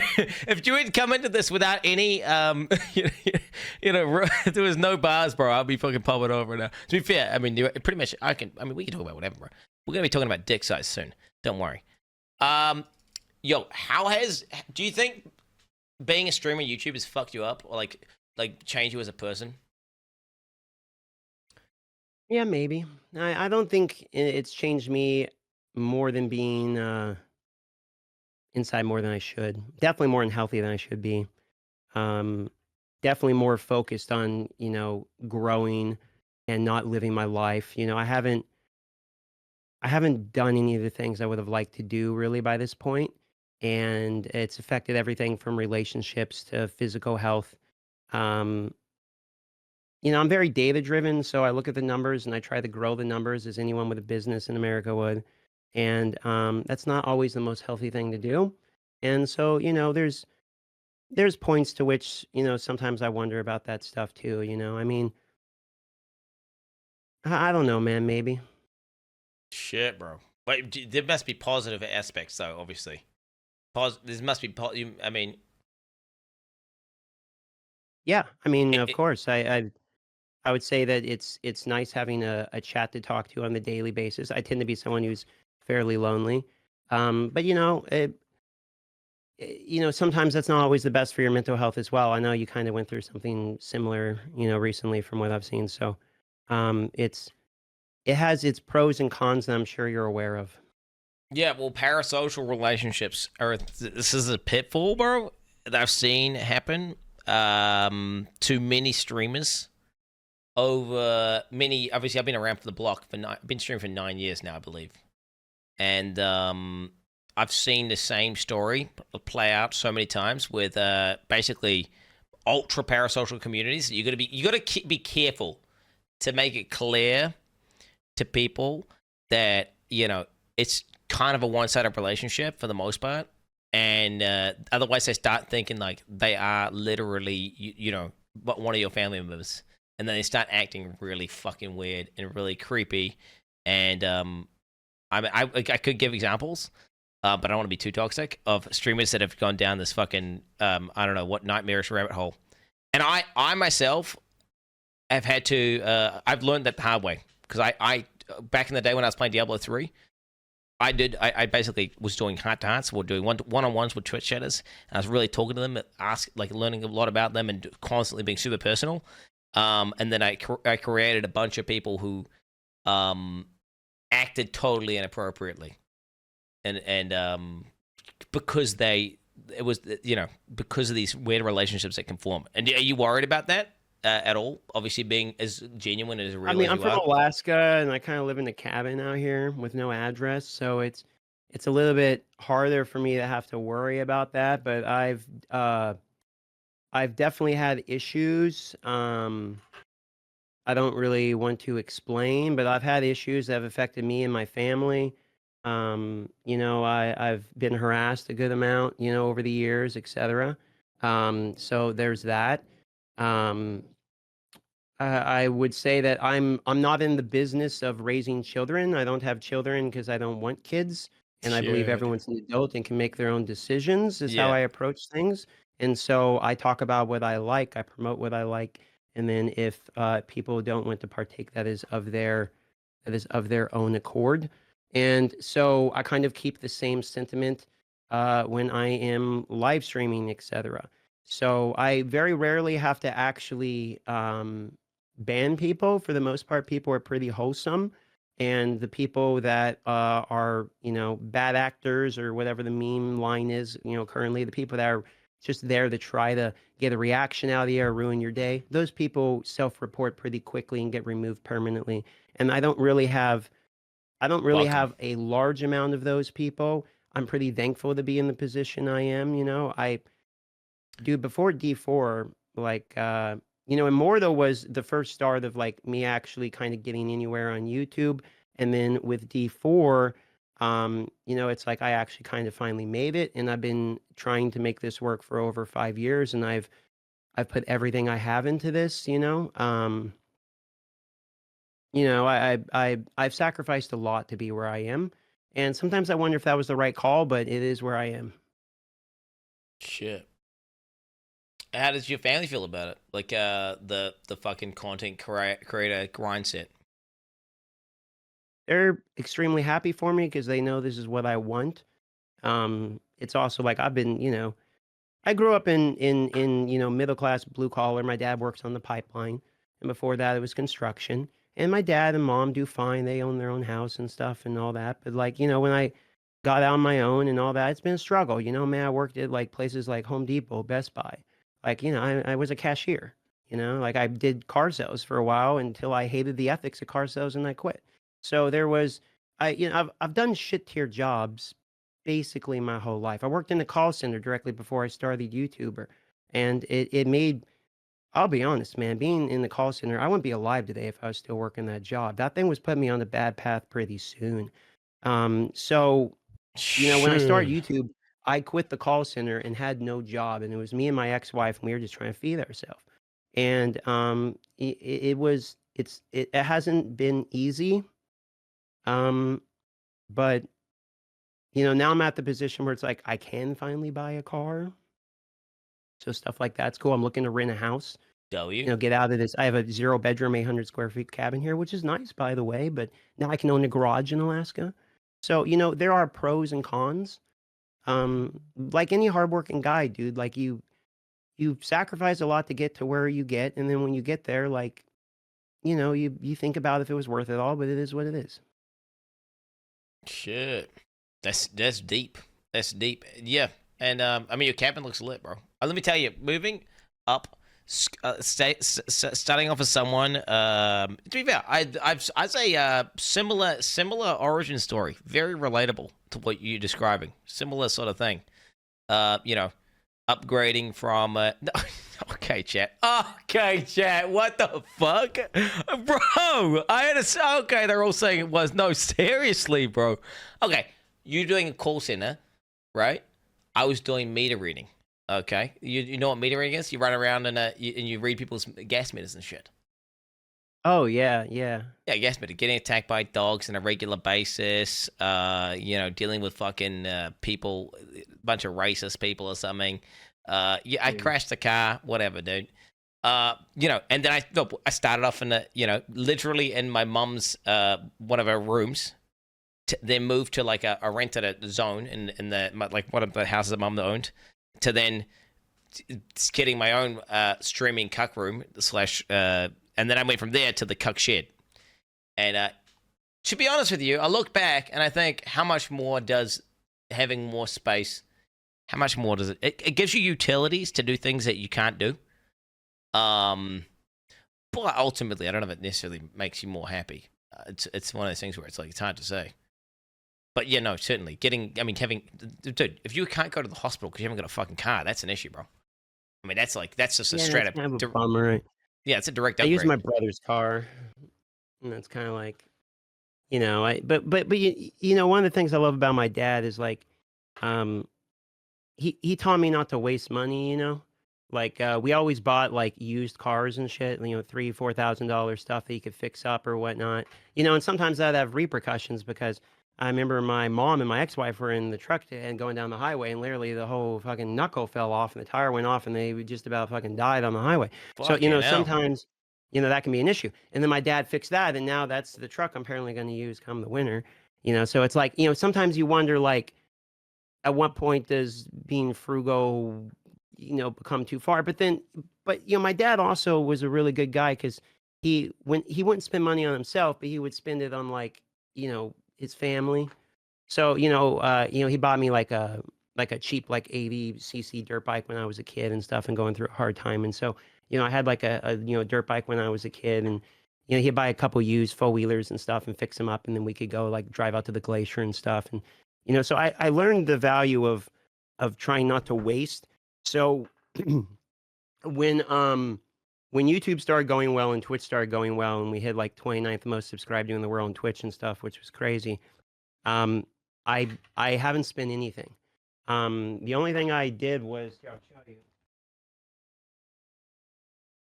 Oh shit! What's he gonna get? What's he gonna get, boys? What's he gonna get? Oh, a backpack. Oh, an IRL backpack. Yeah, I bought one of these. So that way I can, you know, show more of Alaska.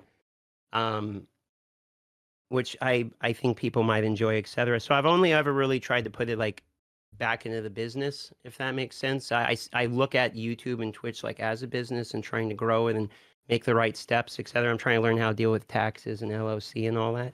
So you know, I haven't really spent any of the money, and all I really want is a house and a car, and then I just want to play video games.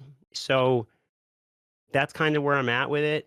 And I'm kind of thankful I grew up in the family I did, where I got to watch my dad like kind of teach me the value of not going in debt. I've never owned a credit card. I've only been in debt one time for a car, which has since been paid off, that I don't own anymore. And that was about it. And but you know, to be fair, like I was only surviving off YouTube.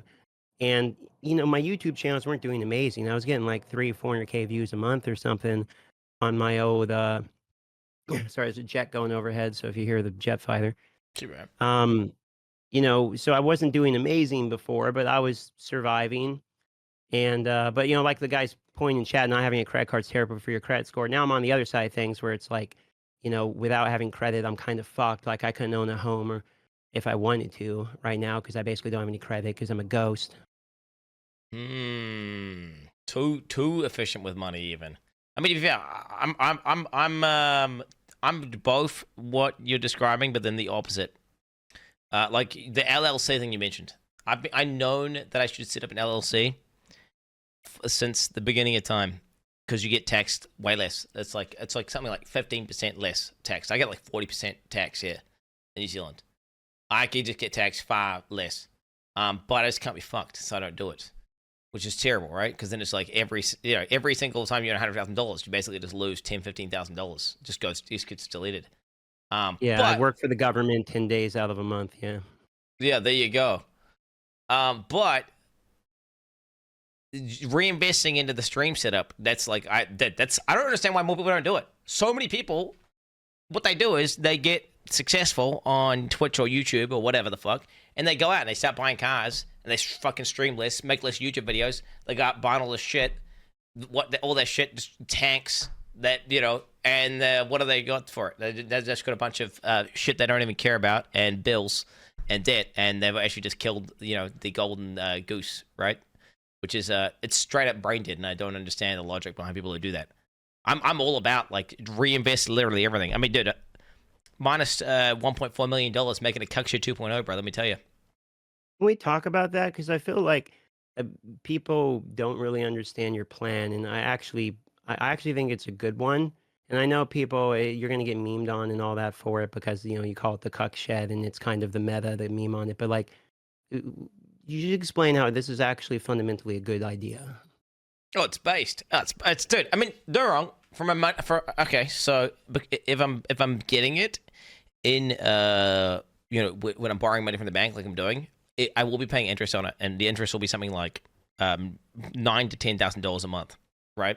So I'm going to be straight up losing money, which is terrible, right? Because if I just did, I mean, in terms of pragmatically, am I going to get $10,000 of value out of it, right?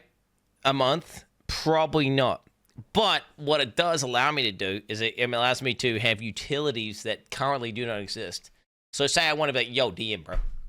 Like you come, say you're in Australia for some reason. You come from Alaska to Australia, bro. And I'm like, yo, come around to the kShed. Come visit. Well, you couldn't because there's nowhere for you to stay. I don't know if you've seen this place, but we don't even have a camera. Oh, what the fuck is this? It's really not that big. There's really not that much room here in terms of what you can and can't do. It's whereas This is like a normal house right now, or what is this setup you got? the setup, it's a 4 by 9 meter shed, and then it's just got a bathroom and a bed in it, and that's it. It's basically what I mean. Your cabin is probably bigger, but it's probably very similar to what your cabin is. Okay, so you have this sitting on your property at the moment, and you have your house separate type situation. Yeah. I got the separate house where all the fucking kids are running around like spoken out and doing shit. Yeah. Right. But I could not invite anyone over, and then on top of that, I don't have room to do various activities that I would like to do, and various memes and setups. And this is gonna be like, dude. I mean, I don't know. I think it's worth it. But what do you think after hearing that? What do you think? What's your take? I think most of the people on Twitch that have blown up to like number one or grew very large have been people that eventually cycle into IRL more and over the top IRL stuff. kSed's one such example. So I think if we're looking at the blueprint of as you grow, right, and you can only cap out, and this is what I learned about YouTube also, as you cap out each individual gaming audience, the only way to eventually expand to where you have more and more and more viewers is by going to things that are more and more and more relatable. And, certain games only have certain market that's going to have so many people in it. And as you go IRL, everyone lives in IRL. That's something that everyone can relate to. Therefore, your potential cap on viewers is going to be higher with doing that stuff. That was kind of the play I was thinking when I saw you talking about this, is you're going to, drive a motorcycle inside the house, crash it into something, whatever. You get better clips out of it. You get better IRL content out of it. You can throw axes at each other, whatever, stuff like that. Shit. No, but that's what you gotta understand though. I've been on Twitch for 9 years, and I'm a boomer with fucking about in 11 days or something. We're gonna have 4 kids, and I live in New Zealand, and I can't. I'm not. It's like there's never. I'm not gonna have a fucking paintball war inside the kShed 2.0. Well, I mean, I could actually see having a paintball war on the property. Fire to me. But yeah, I wouldn't do what kShed is doing, and on top of that, the goal of the shed is to not try and get viewers or something. It's the goal of shed is to truly have the least amount of limitations for what I want to do, whilst living in New Zealand and basically Sure. because I'm cucked here, bro. I'm cucked, so I'm trying to like make But the a best of what I got. byproduct of better quality and more entertainment value is more viewers, which would in turn pay off the shed. So I Mm. don't think necessarily thinking about like if I do content that can bring in more viewers is necessarily a bad thing. I think most chat would agree like having a more pop and stream with more people is more exciting. I think this is a situation in which high waters raises all boats. I think targeting that type of thing isn't necessarily a bad idea. The only issue with this logic, though, is implying that the chuck shit is going to make some massive difference on like what actually happens.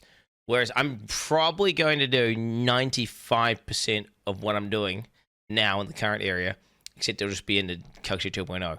It'll probably be like majority. I'm just fucking watch a Darth microtransaction video about him reacting to like PoE 2, and I'm just playing PoE 2, and then like Diablo 5 comes out or whatever the fuck. You get the idea, right? Like new games are coming out, I'm playing them. Elden Ring 2's out.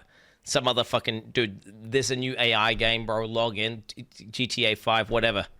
I just don't. Fair enough, but I feel like then you're basically just building a hotel for other people. I feel like the fundamental cool part about it is you have the ability to do things you otherwise don't have right now. One of my favorite things I ever saw about your stream was I came into your stream one time and I watched you.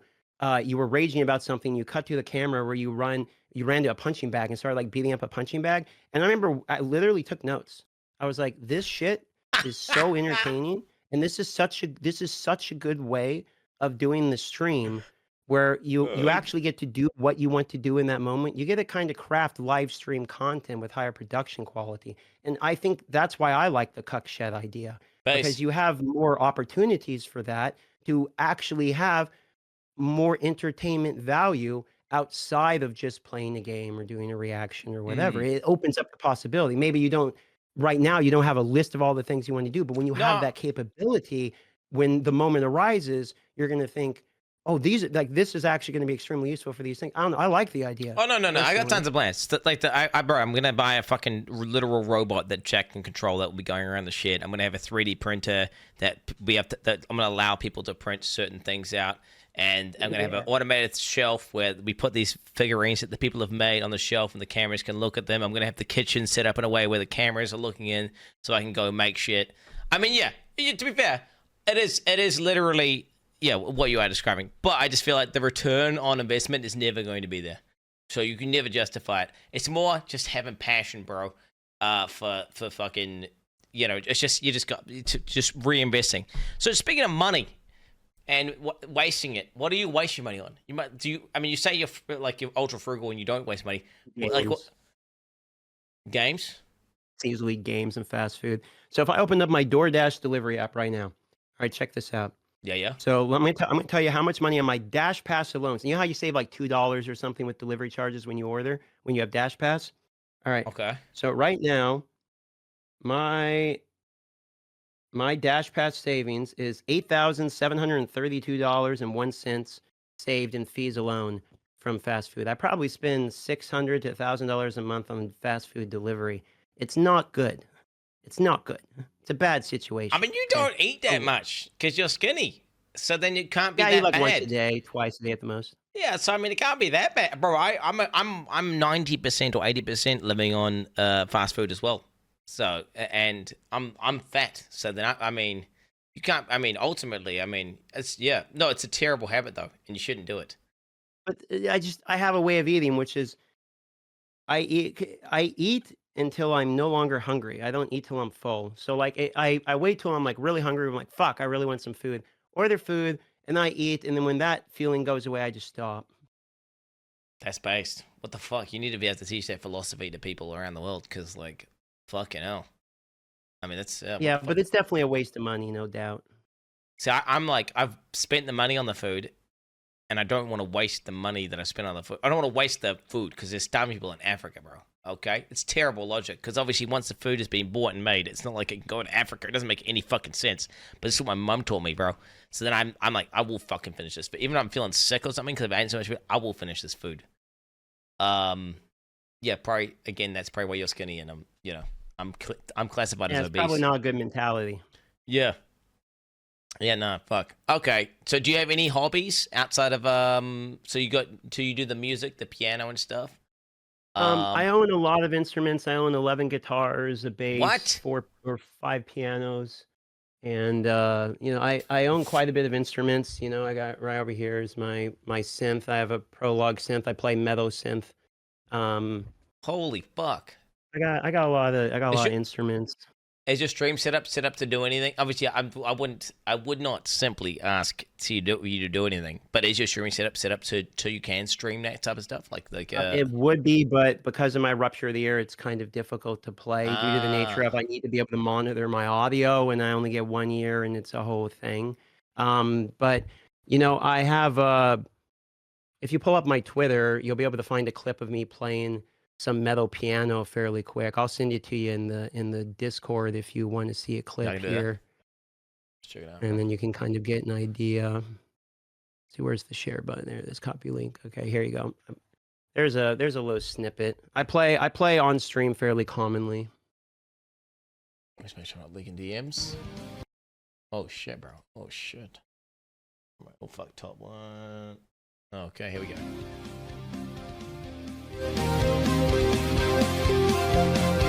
So is that like, are you reading a script or something, or are you just freestyling to that shit? I'm just improving to a backtrack. Improving to a backtrack. Wait, damn.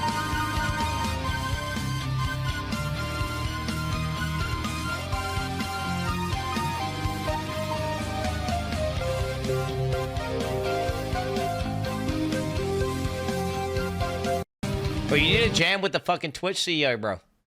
You need to fucking go and do a fucking jam sesh with the He's Twitch. probably a lot better than I am. I never took lessons or anything. I just listen to backtracks and then improv a little bit over it, and that's about it, really. I feel like it's similar vibes in terms of like just raw passion for music and just like jamming.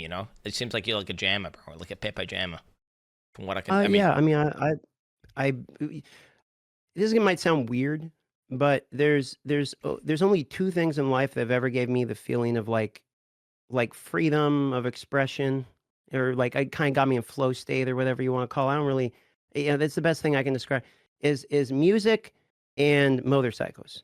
So I ride a lot of street bikes, and I own a bunch of street bikes. I love them, and You that own and the street music are. bikes. Do you have to pay for all the fucking things on that? How does that work? Wait, what the fuck? How many street bikes you own? Well, you buy the bike and then you pay for the insurance and the gas, and that's pretty much about it. Shit, bro. And wait, what the fuck? Okay, those are dangerous. You understand you could die if you fall off, right? Yeah, I've been in wrecks before. I'm familiar. What the fuck? Oh my god. Wait, and in But, Alaska, isn't it high like all risk, high snowy reward. and isn't it all snowy there? And like, how does that work? What is that average street bike like You when only you're get a ride like 2 months a year. You only can ride every 2 months a year. Wait, how does that work? So Yeah. give me like an average street bike interaction. So you like, what how does that look like? Well, I get a key. I sit on my bicycle. I turn the bike on. Okay. It makes a noise, vroom vroom. Okay. And then I kick it into gear, release the clutch, and I go down the road. That's Oh, pretty typically what happens. If you want to see, I do have. I mean, I got clips of that. I have videos of me riding my motorcycle. I don't know. I've if you literally wanna- never seen that. I did not know. I've just seen you talking about Diablo Immortal and Diablo 4, bro. I ain't seen Yeah, you. sure. Okay, this one's got copyrighted audio in it, but this is a little bit of like a thing I made. And then there's one other, I think, on like some old dead channel I made called Alaska. It's making content on for both on and off road motorcycle shit. Oh shit, Here's bro. I had a That's a live little bit go. more, bro. That is a little bit more than just hopping on a bike and turning on the fucking thing, bro. Okay, you're like in the goddamn. You're about to go to Middle Earth or some shit. You're in the fucking Yeah, mountains. I mean the views are nice. You're leaving the fucking atmosphere of the Earth right now, bro. Going somewhere. Like what the fuck? Oh shit! Is that miles per hour or kilometers per hour? It's miles per hour. I mean, Oh, the roads aren't good here. You have to be kind of careful. You have to know what you're doing on a bike here because you don't really want to go down a road you don't know too fast. You're going to hit a frost heave pretty fast. So A frost? What is that, like snow on the road or something? Oh shit, bro. frost heaves are when the change in temperature makes a bump in the road significantly. that basically is a giant speed bump. Oh, we have those. We got those. There's one actually outside my. I don't want to dox myself, but yeah, the big lump, and like I jump off it. It's so that's so big that you can actually do a fucking jump of it. But yeah, if you hit that at like 70 miles per hour, you're fucking dead, bro, for real. Would Yeah, you you not? gotta be kind of careful. Do you not understand, Darth, that you are just a bunch of like blood, flesh, and bones, and you know the amount of kinetic energy you have on that motorcycle when you're going like 50 miles per hour, say. If you were to like hit anything and fly off, you're just gonna rip apart, right? Yeah, I mean, I've watched people die on a motorcycle in front of me, so I'm familiar. Fucking It's hell. not exactly something that you want to have happen. And if you try to stay within your, if you stay within your control, the only time I've ever had problems is when I was being an idiot. So try to keep it under control.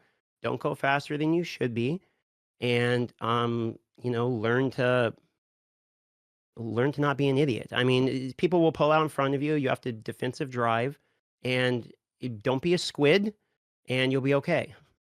Do you think it's worth the opportunity cost of I mean, clearly if you're doing it right, I guess, and you're still doing it, like the fact that you It could. depends. You Okay. can min max the safety of it. I don't like riding in cities. I like riding back roads, like the stuff I'm showing you. And so Yeah. for the most part, I'm not just riding down like a Californian highway. I'm mostly riding in, dead woods in the back of Alaska. So it's not quite as dangerous. I also do a lot of off-road stuff. I got a couple Enduros that I use. So I'll go there. We have glaciers. You can ride like sand dunes to a glacier and stuff here in Shit, that's Alaska. So sick, bro. Bro, that sounds that's the like plan with the backpack. if you could get the IRL backpack working there, that'd be really interesting. Like Yeah, it's quite literally the plan. I mean, the cameras I have right now are built into my helmet, and then I have the second link I sent you is my third-person GoPro that goes out the back, oh shit. and that one I don't like so much because I don't really like the lean angle, so I'm going to change it. But this was my live stream setup attempt. Oh, you actually did. You actually fucking managed to get live stream running, and you actually have. Yeah, you Yeah, can see that's the chat on my phone right yeah, it's there. fucking bro. Yo, dude, bro. Yo, you know that's TOS, right? Well, if you read a single message while your vehicle is locomoting, you will get banned.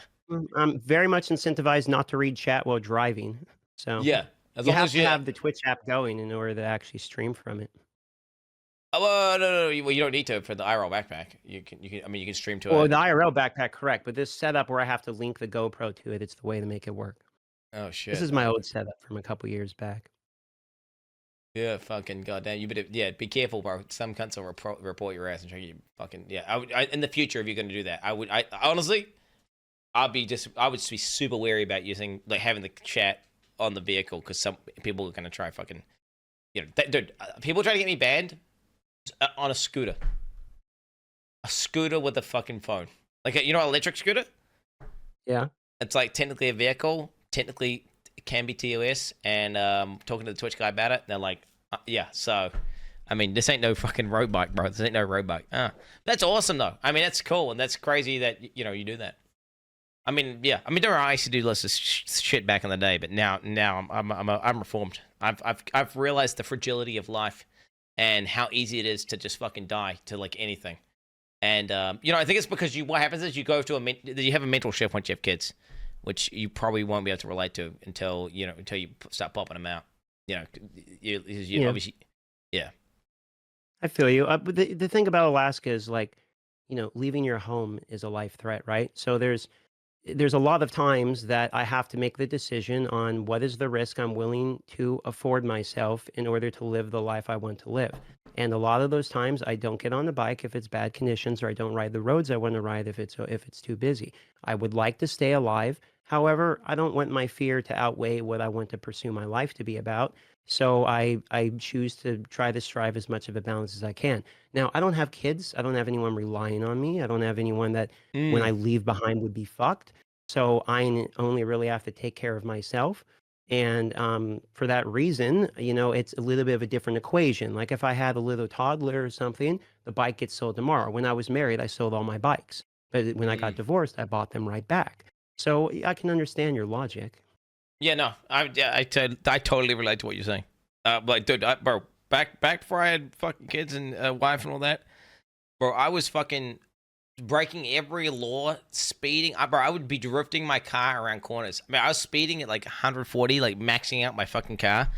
And I mean, bro, it was. I mean, to be fair, it was totally bad because I could have easily hit and killed other people, which I didn't think of because my brain wasn't that developed. Yeah. But let me tell you, I wrote that car off. Anyway, and everything. What kind of car was it? I didn't catch that. It was a shitty. What the fuck was it? It was basically a little. It's a little car they give you to me to read out of, and I was abusing the fuck out of it. I don't even know what the fuck it was. I'm not making. Oh my god, people are saying it's made up. I guarantee you. You can ask Abby or ask fucking any of my parents. I guarantee I wrote that car off. No. I was fucking not suicidal, but very little regard for my own life. Because it's like what you don't really care about it, right? You don't really think about it like that. It's not even like a conscious thing, right? Well, isn't it? I feel like it's mainly subconscious, though. Do you not think? I think the reality is sometimes when you're not doing so good, and you also don't want to do something about it, then you tell yourself, well, if something happens, it's okay, and that's kind of your way out. I don't feel like I'm in that position anymore. I probably wouldn't own a motorcycle. Shit. Okay, speaking of depression and despair, do you have any shred of optimism for BlizzCon? Yeah, I mean, I wanted to go. Had a meet and greet I was supposed to do there. I was supposed to stream from the floor. I was one of the partners or whatever dudes for it. I'm very sad I'm not going to go because I really wanted to meet everyone and take photos with people and all that. And there was a bunch of people I would have liked to meet professionally. And also, I just thought it was going to be a lot of fun. So I'm pissed as fuck that I'm not going to make it. My career's already peaked, and it's like Buzz Lightyear says, it's not flying, it's falling in style. So it would have been nice that at the peak to go to the convention, which everyone knows me for. But here we are. And You I'm ain't sick. okay, DM. You've not peaked. Okay, stop. You've not peaked. Let's be real. No, you haven't. Okay, this is okay. You've only peaked. Okay, with that attitude, then you will have. Okay, so what it is, what streaming is it's ups and YouTube and all that shit. It's ups and downs, bro. Okay, but what people do is they focus way too hard on all the metrics and all the statistics and all the fucking shit, and they're getting really happy when it's all going up, and they're freaking out and they're saying how amazing it is when it's going up, which is a trap. You shouldn't do it. You shouldn't get happy. You'd be like, okay, this is an upside. It's because the game I'm playing is currently getting popular, and the algorithm is tuned in a way where it's liking me and all this stuff. And you gotta be like, no, don't get too happy. It is what it is. It's gonna come down, and when it starts coming down, you're like, okay, sweet as. But guess what? You're gonna have those same ups and downs. Okay. You're probably right. And I feel like I'm not crazy, bro. I'm not crazy. I've been around for 9 years, bro.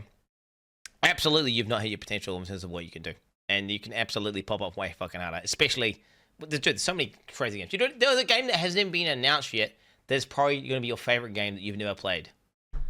Yeah, PoE 2 is coming, so. Well, PoE 2 is coming, exactly. But I'm talking about something else entirely. Maybe PoE 2 isn't it, right? But yeah, if you let the fucking metrics and all that shit get to your head, bro. And then you say, oh, see, I'm peaked, and it's only down here. Oh, it's terrible. Look at my numbers. Oh, I'm sad. Oh, I'm depressed. Everything's going down. Everything's bad. Then guess what? You feel bad. You feel shit. You feel demotivated. Then now because you are feeling like that, your shit's no longer as entertaining. It's lost soul, its spirit. And then people stop enjoying it as much. And then guess what? It keeps going down, and then you feel worse. And it's basically a death spiral. Which is why you can't use that mindset. Fair enough. I think we have different mentalities about it. I don't necessarily look at it from a way of me thinking like everything's going down. It's all depressing and terrible. Like, D4 wasn't what we thought it was going to be. It's more like I had unbelievable success to the point where I'm like, holy shit. Like I'm like very grateful for it. You know what I mean? So I'm not thinking like everything's terrible. It's going down. It's just like I had a great moment is the way I think about it. Where it was, I had 14.5 million views the month that D4 came out on YouTube, which is insane. We had 20,000 subs on Twitch.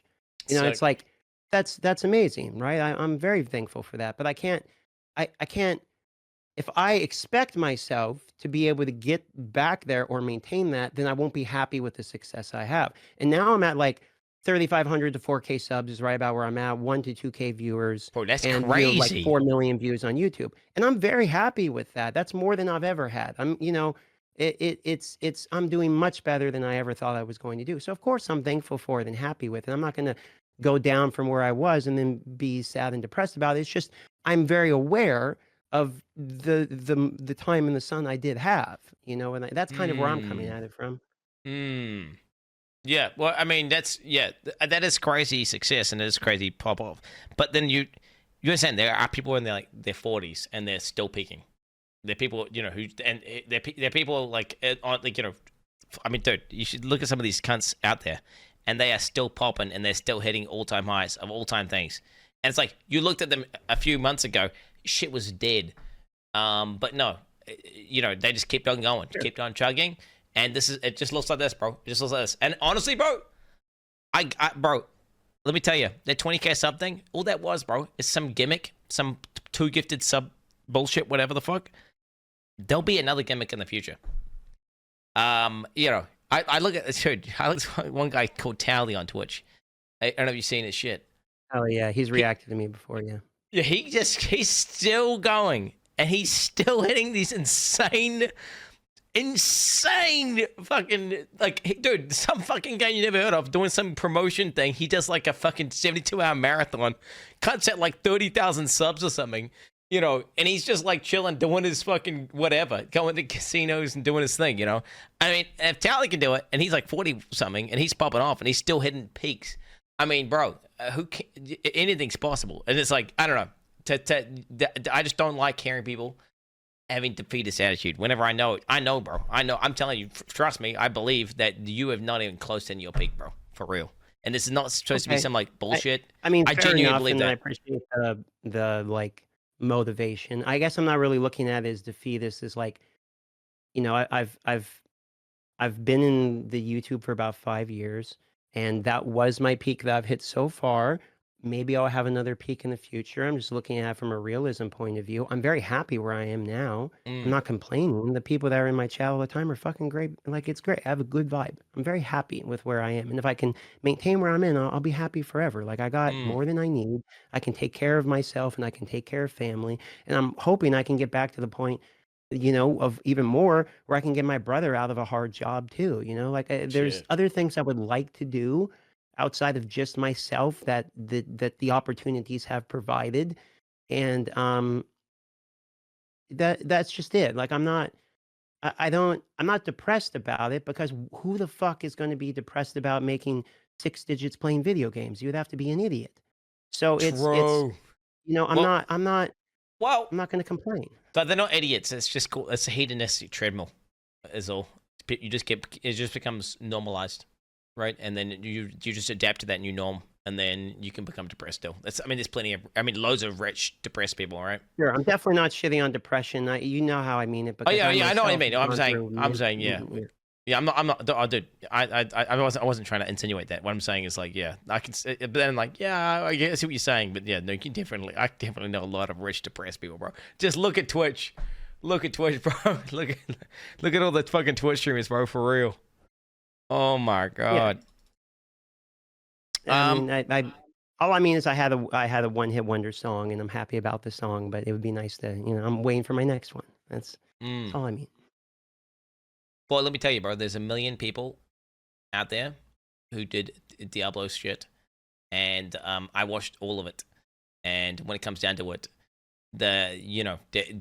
I can spot them, bro. Let me tell you, I'm a scout. I can spot the real ones from the fucking, the fake ones. Okay, bro. All right, dude, you're chilling. Okay, now I've been saying all this shit to make you like me. So do you think I'm a sexist? I mean, I haven't. Just so you know, that's a wild change of conversation. That's fucking wild. But I mean, how the fuck am I supposed to know? I've never even seen you interact with a woman. So but I did say something like "fuck Sniper Wolf" before, like really loud. I don't know. Yeah, but fuck Sniper Wolf. I mean, what are we talking about? That has nothing to do with the fact she's a woman. Yeah, true. You're right. Oh, if it was a dude, that would be like a dude doxing a chick's house, bro, reversing the roles? Oh my god, that would be way worse, bro. and it's Yeah, I already mean, you have bad. to give me way more context if you want a serious answer to that, because I I would be guessing. I've watched you a lot, mostly from a learning perspective, but I don't really see you talk about any talking points that would have alluded to that. It's good. Yeah, well, I mean, that's good. So you don't think I'm a sexist then? Well, you've got nothing that indicates that I'm a sexist. I'm saying that I haven't even seen you interact with a girl.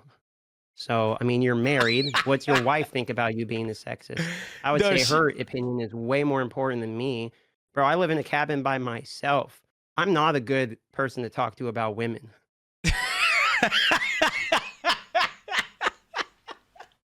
Yeah, let's not ask Abby though. Let's not ask Abby. No, Abby would describe me as not sexist but old fashioned. That's what she would say. Well, To then be if your wife doesn't think you're a sexist, who the fuck else matters? true.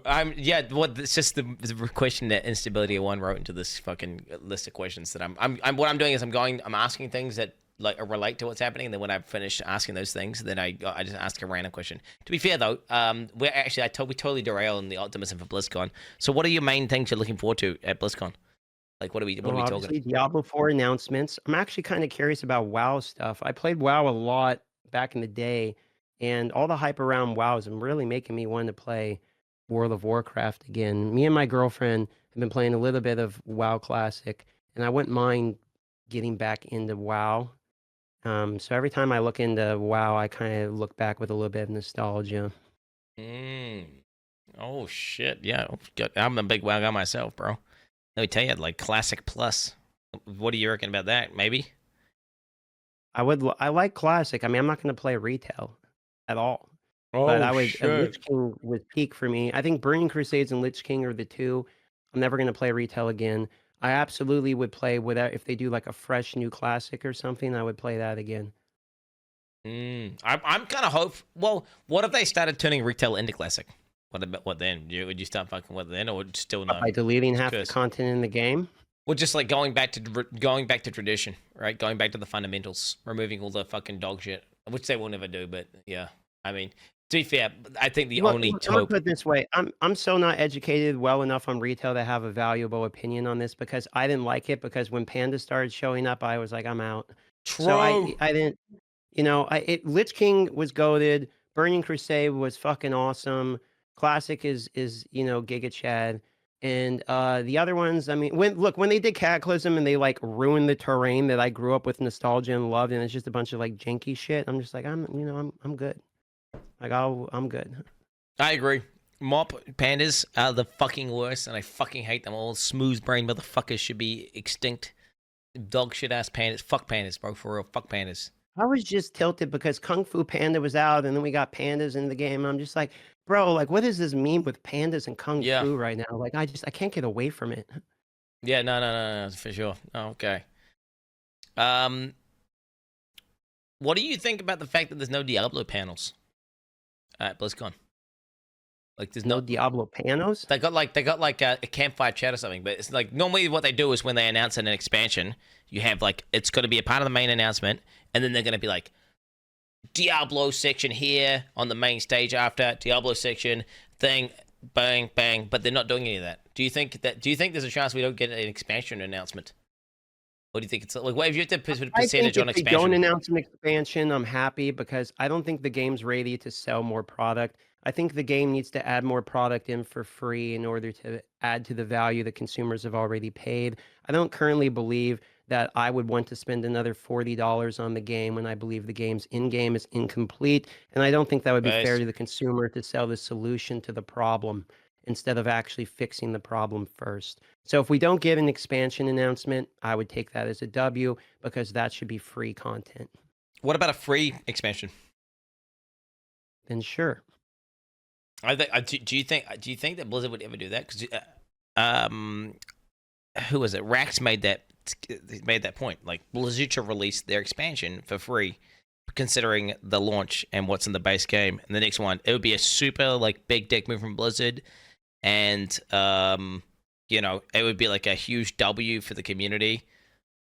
Chucking a It huge would be. expansion, bunch of But fucking we in live in a game. world in which that's not going to happen. They So I they don't sold so many think copies, bro. They've made so much profit. Do you not think they could do that? And then it's on Can Steam. and will are different questions, Quinn.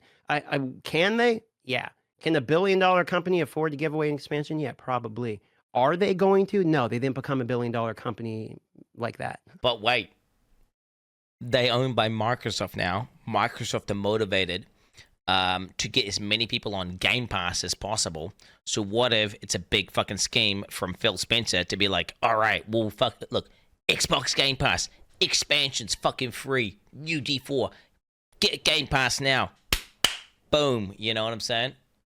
I mean, I can get that. The problem is that timeline doesn't add up. They just got acquired. I'm sure the talks to being acquired were a large part of that. I doubt they were at the same time sidelining conversations with the D4 team in order to prepare this. Also, corporate to corporate conversations take fucking forever, and by the time it goes to the consumer, it takes even longer. So I doubt that while they're acquiring it, Microsoft is also making changes within the company to make this happen. That would have to come from the top down, and it would have to come from the top down pretty fast.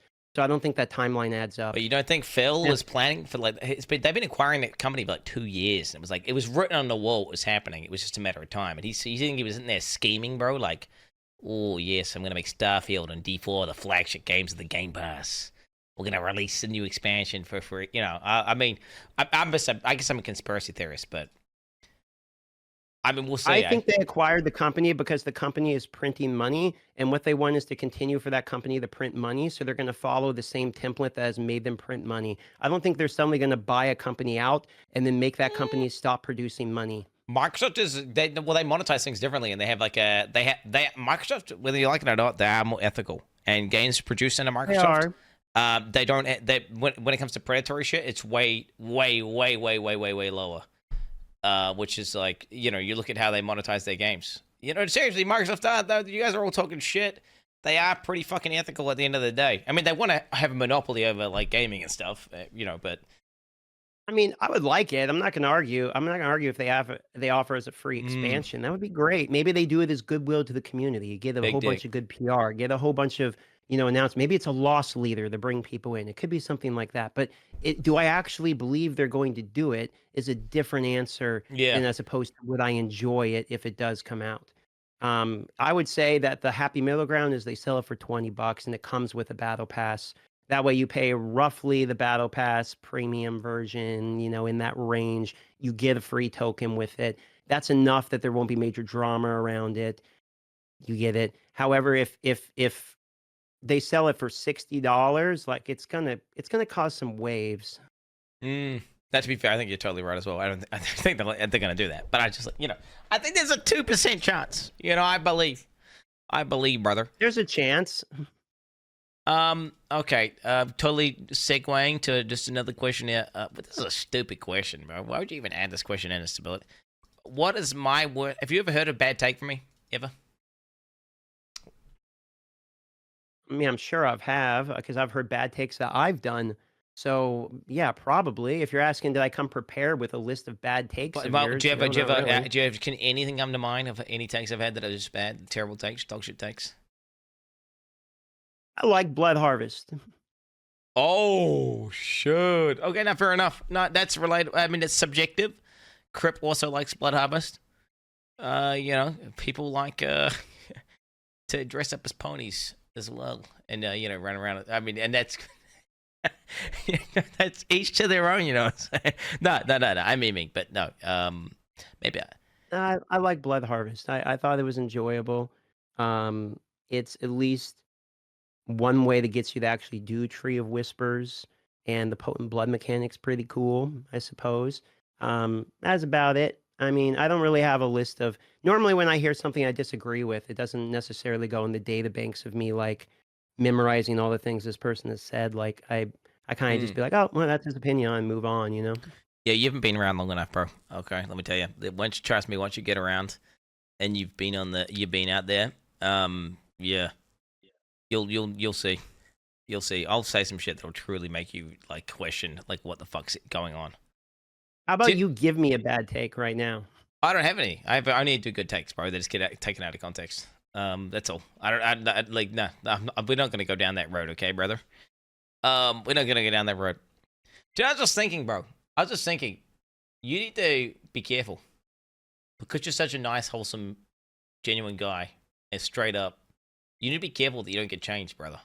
You gotta be careful, because I've seen many people out there who used to be like the nicest dudes, most wholesome dudes, and then they spend a couple years on Twitch, and they turn into bitter, mean, angry people. Or not even that, or just yeah. I feel like hold on, she's at the front door. I feel like I could get better. I kind of get it. It's not literally me, Chad. I'm not projecting. Shut the fuck up. You know, sorry, an animal. It's too cold to keep her out when she's meowing.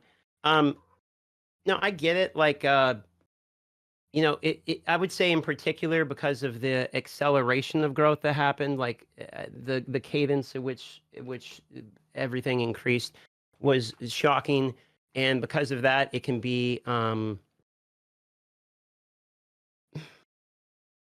difficult to, you know, it can be difficult to manage. But luckily, yeah, basically all of my comments, in fact, so much so that people were like, "Oh, this guy's bodying his comments." But it's like the comments were so overwhelmingly friendly, both on YouTube and Twitch. Like, I don't really get that many trolls. And like I said, the ones that do kind of self-report. But on YouTube, people just leave nice comments like most of the time. When D4 bad, you know, kind of started to happen, then people are only kind of like shitting on the game in the comments, which happens to every creator. But for the most part, when the comments are being left, like, they're always kind of nice things. Like, there's not really like, To be fair, you know, it's not comments, and it's not YouTube channels.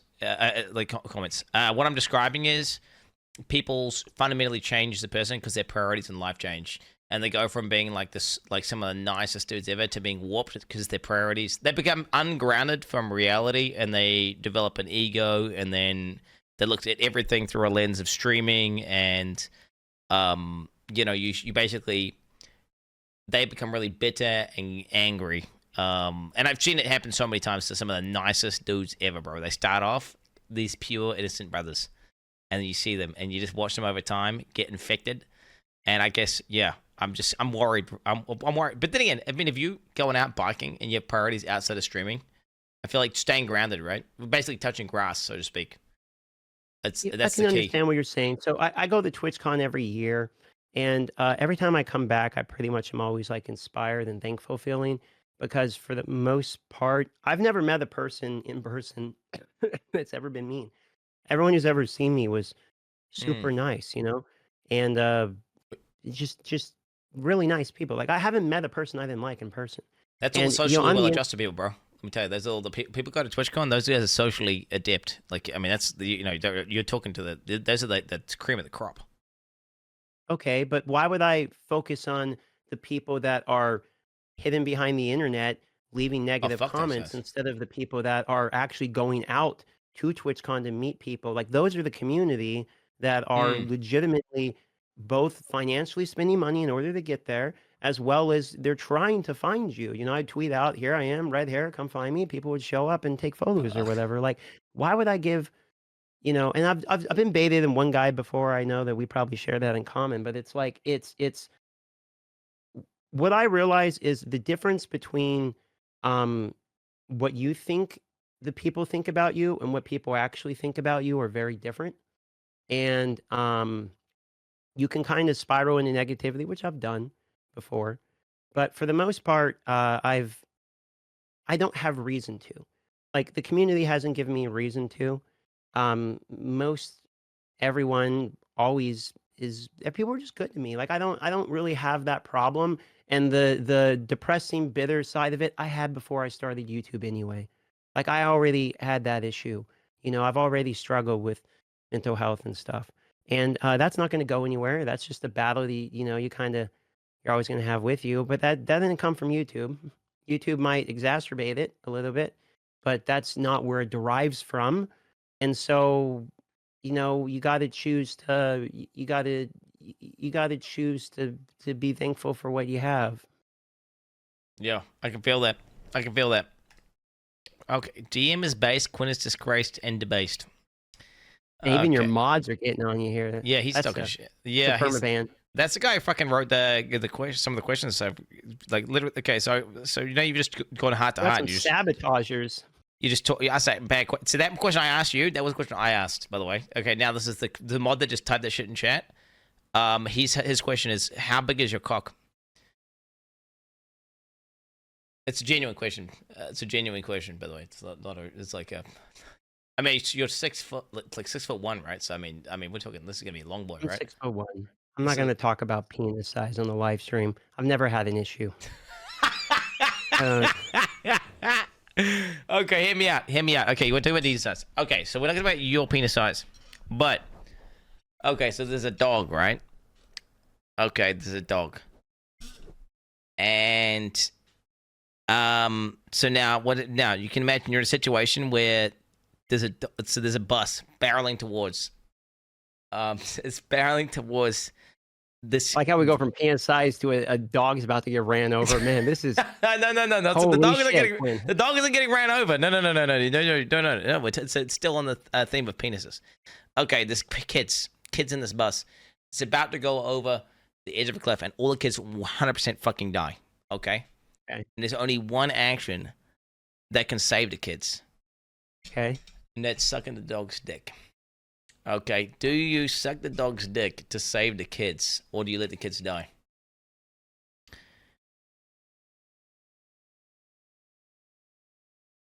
What is this question? It's a hypothetical question. It's it's to see where your morals lie.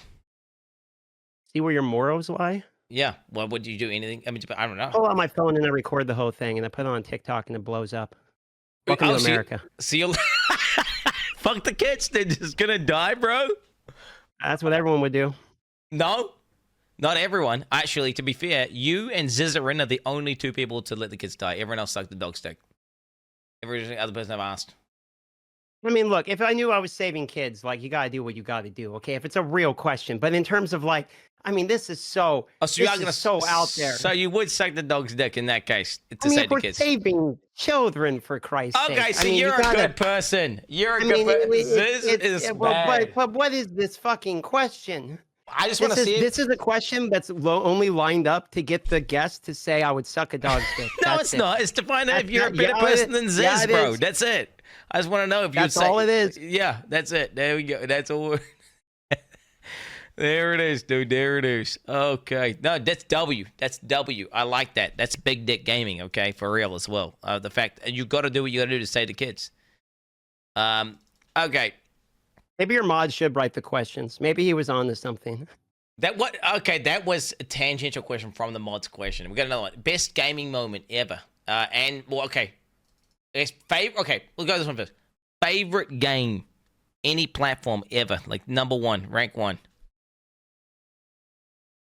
I'm going to go Super Metroid. It's a contention between a few games, but I think Super Metroid would actually end up taking it. I think the game is pretty much the best. I think I would have to give it to Super Metroid. It'd be close. It would be close, but it's Super Metroid. I'm looking at this now. Super Metroid. It's some sort of like 2D thing with like a dragon. Oh, it's the one with it's a female inside the suit, right? Yeah, Samus Aran, yeah. Everyone generates porn of her. I've seen a lot of like her with cocks. Okay. Yeah. I mean, she is a woman. Yeah, so I mean, yeah, basically any woman gets objectified by the AI. I don't understand why the way the offline chat works. I don't write the rules here, okay? I do not the write AI only makes stuff based upon the prompts inserted, so yeah, I mean, it is what it is. It is what it is. And number one gaming moment ever of all time. Was it Evo 37 or was it Evo 34? What was the what was the number for it? The Street Fighter moment where the dude does like 16 frame perfect inputs in order to come back and win the tournament. I would say the Evo moment is probably the one that I've seen. That or XPK. But your specific number one gaming moment. For me? That was sick though. That was a sick moment. I will agree. It was very pog. Okay, well, if it's a personal answer, it's different, obviously. I wasn't exactly at Evo 37. So it would be, I was in, me and my brother had bunk beds when we were living in this shithole apartment when we were all younger and before my dad got the job in the pipeline. And my brother comes running into the room, and I was reading comics or something. He's yelling, "Dad just got the green gun!" And at the time, I knew what that meant because my dad was playing this game called Descent by Interplay. So I go running out the room, and he had just got the new cannon on this spaceship game that he was playing. And me and my brother sit there in awe as he's like blasting down these robots with the new gun, the plasma gun, the number 4 plasma gun for Descent. shit. I remember being so excited, like, "Holy shit, my dad's a god. He got the green gun." I always remember that one, yeah. Fucking Giga Dad, bro. Giga Dad. Okay. Obviously I can't relate to these, but that sounds like a fucking good vibe. That does sound like a good vibe. I love that feeling of, dude, I remember back in the day when you were a kid, you just think your parents are literal gods, And then Yeah, you get older basically. and you realize they actually, you know what, they are pretty fucking good. Like, hopefully that's what you think anyway, Yeah, I feel like it's a roller coaster being a kid. Like, you love your parents no matter what, and then you get a little bit older, and your brain is swelling, and you think you're the smartest person, so you don't respect them as much. And then later on, you go through life, and you hit hardships, and you realize my life was, better than I thought it was. And my parents were pushing through hardships, etc., Mm. and they still took care of you. And then you'll gain more respect for your parents as you start to go through some of the similar things they went through. And I think I walked that same path that most people did. And I'm lucky enough to have a really good family. Hell yeah. Okay. So say streaming fucking dies, YouTube dies, and it's just not a viable fucking career anymore. What is DM doing? What is he doing? I've wondered about that myself, actually, because it was always a contention plan. So I had a 2016 Mercedes Sprinter van that I was building into a tiny home, with like solar panels and a gaming desk and all this stuff. And I Sick. actually ended up giving it to my dad, because it just the time is non-viable anymore. But I would have gone down the van life thing. My brother lives out of a ProMaster he built as well. My family's got a shop that's like with a car lift and stuff. My dad's a little bit of an inventor as well as a mechanics type of guy, and my brother is an electrical, kind of a self-learned electrical engineer. You probably saw that photo you said was looking like it's rigged to blow. And so I probably would have joined them on the road to be a, Scooby-Doo in a van. Like a fucking nomad, like some sort of like cyberpunk nomad driving around Yeah, Alaska. that, or I might have gone down the music route. I really enjoy music. Oh shit. Okay, that's fucking awesome, bro.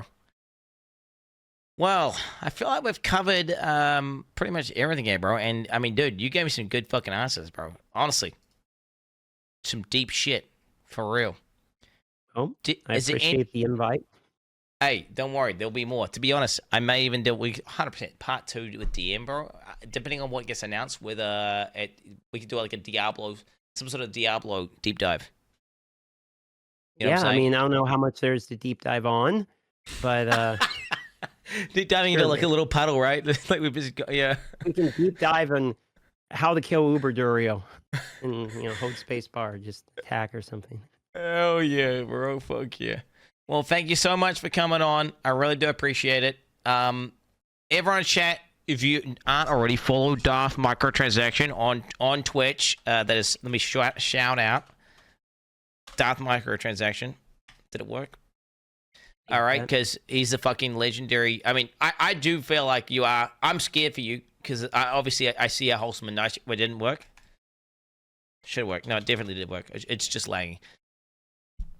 Obviously, I you seem like such a nice guy and such a cool dude. I just hope the Twitch world doesn't chew you up and spit you out, bro. Okay, I hope I just haven't had that experience, Quinn. I mean, most people have been really uplifting. I yeah. feel like I have a very wholesome, good community. When I go live, people tend to just treat me well. I don't really, That's it, bro. I That's don't the really one. have that problem. That's the one. Well, yeah, no. Well, it's again. I'm not saying it's not. Again, here, I don't want to fucking sound like a fucking person spoken out and saying the same thing. It's not about the community. It's about the streamer staying in touch with the reality, and that's what all you got to do, bro. Okay, just I have stuff outside of streaming to keep you in touch. It would be like, don't go into space. Don't let it happen. Okay, stay. Be who you are as the fucking the crazy Alaskan redneck guy with a fucking motorcycle and a cat living in a cabin, bro. Pop off. And dude, you're good. Dude, you're peaking. Your recent peak, bro. That's a bump. Okay, compared to what the future holds. All right, brother. Oh, I hope you're right. That'd be lovely to add a golden plaque to the wall one day. Would be Hell yeah, brother. That'd be a dream come true. Invite me out to your kShed when it's done. Oh, I got a passport. I unironically will. You think I won't? I fucking will. I will take you up on that offer, okay?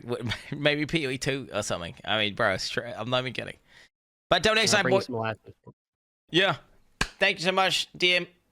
And I'll talk to you next time, brother. Thanks for the time. Cheers. There it is, boys. There it is. All right. I think that went pretty well. Chat. I'm going to be honest. I would say that went pretty fucking well. Yeah, what a Giga Chad beast, dude. What a fucking nice guy. I love that guy. He's a fucking legend. That guy's a fucking legend. You know, I think when it comes to new additions to Twitch, well, that's what I look at because I'm looking for a Twitch lens, right? Obviously, I do like him a lot, and I wish him well, and I hope he pops off. You know what I'm saying? Because he is God.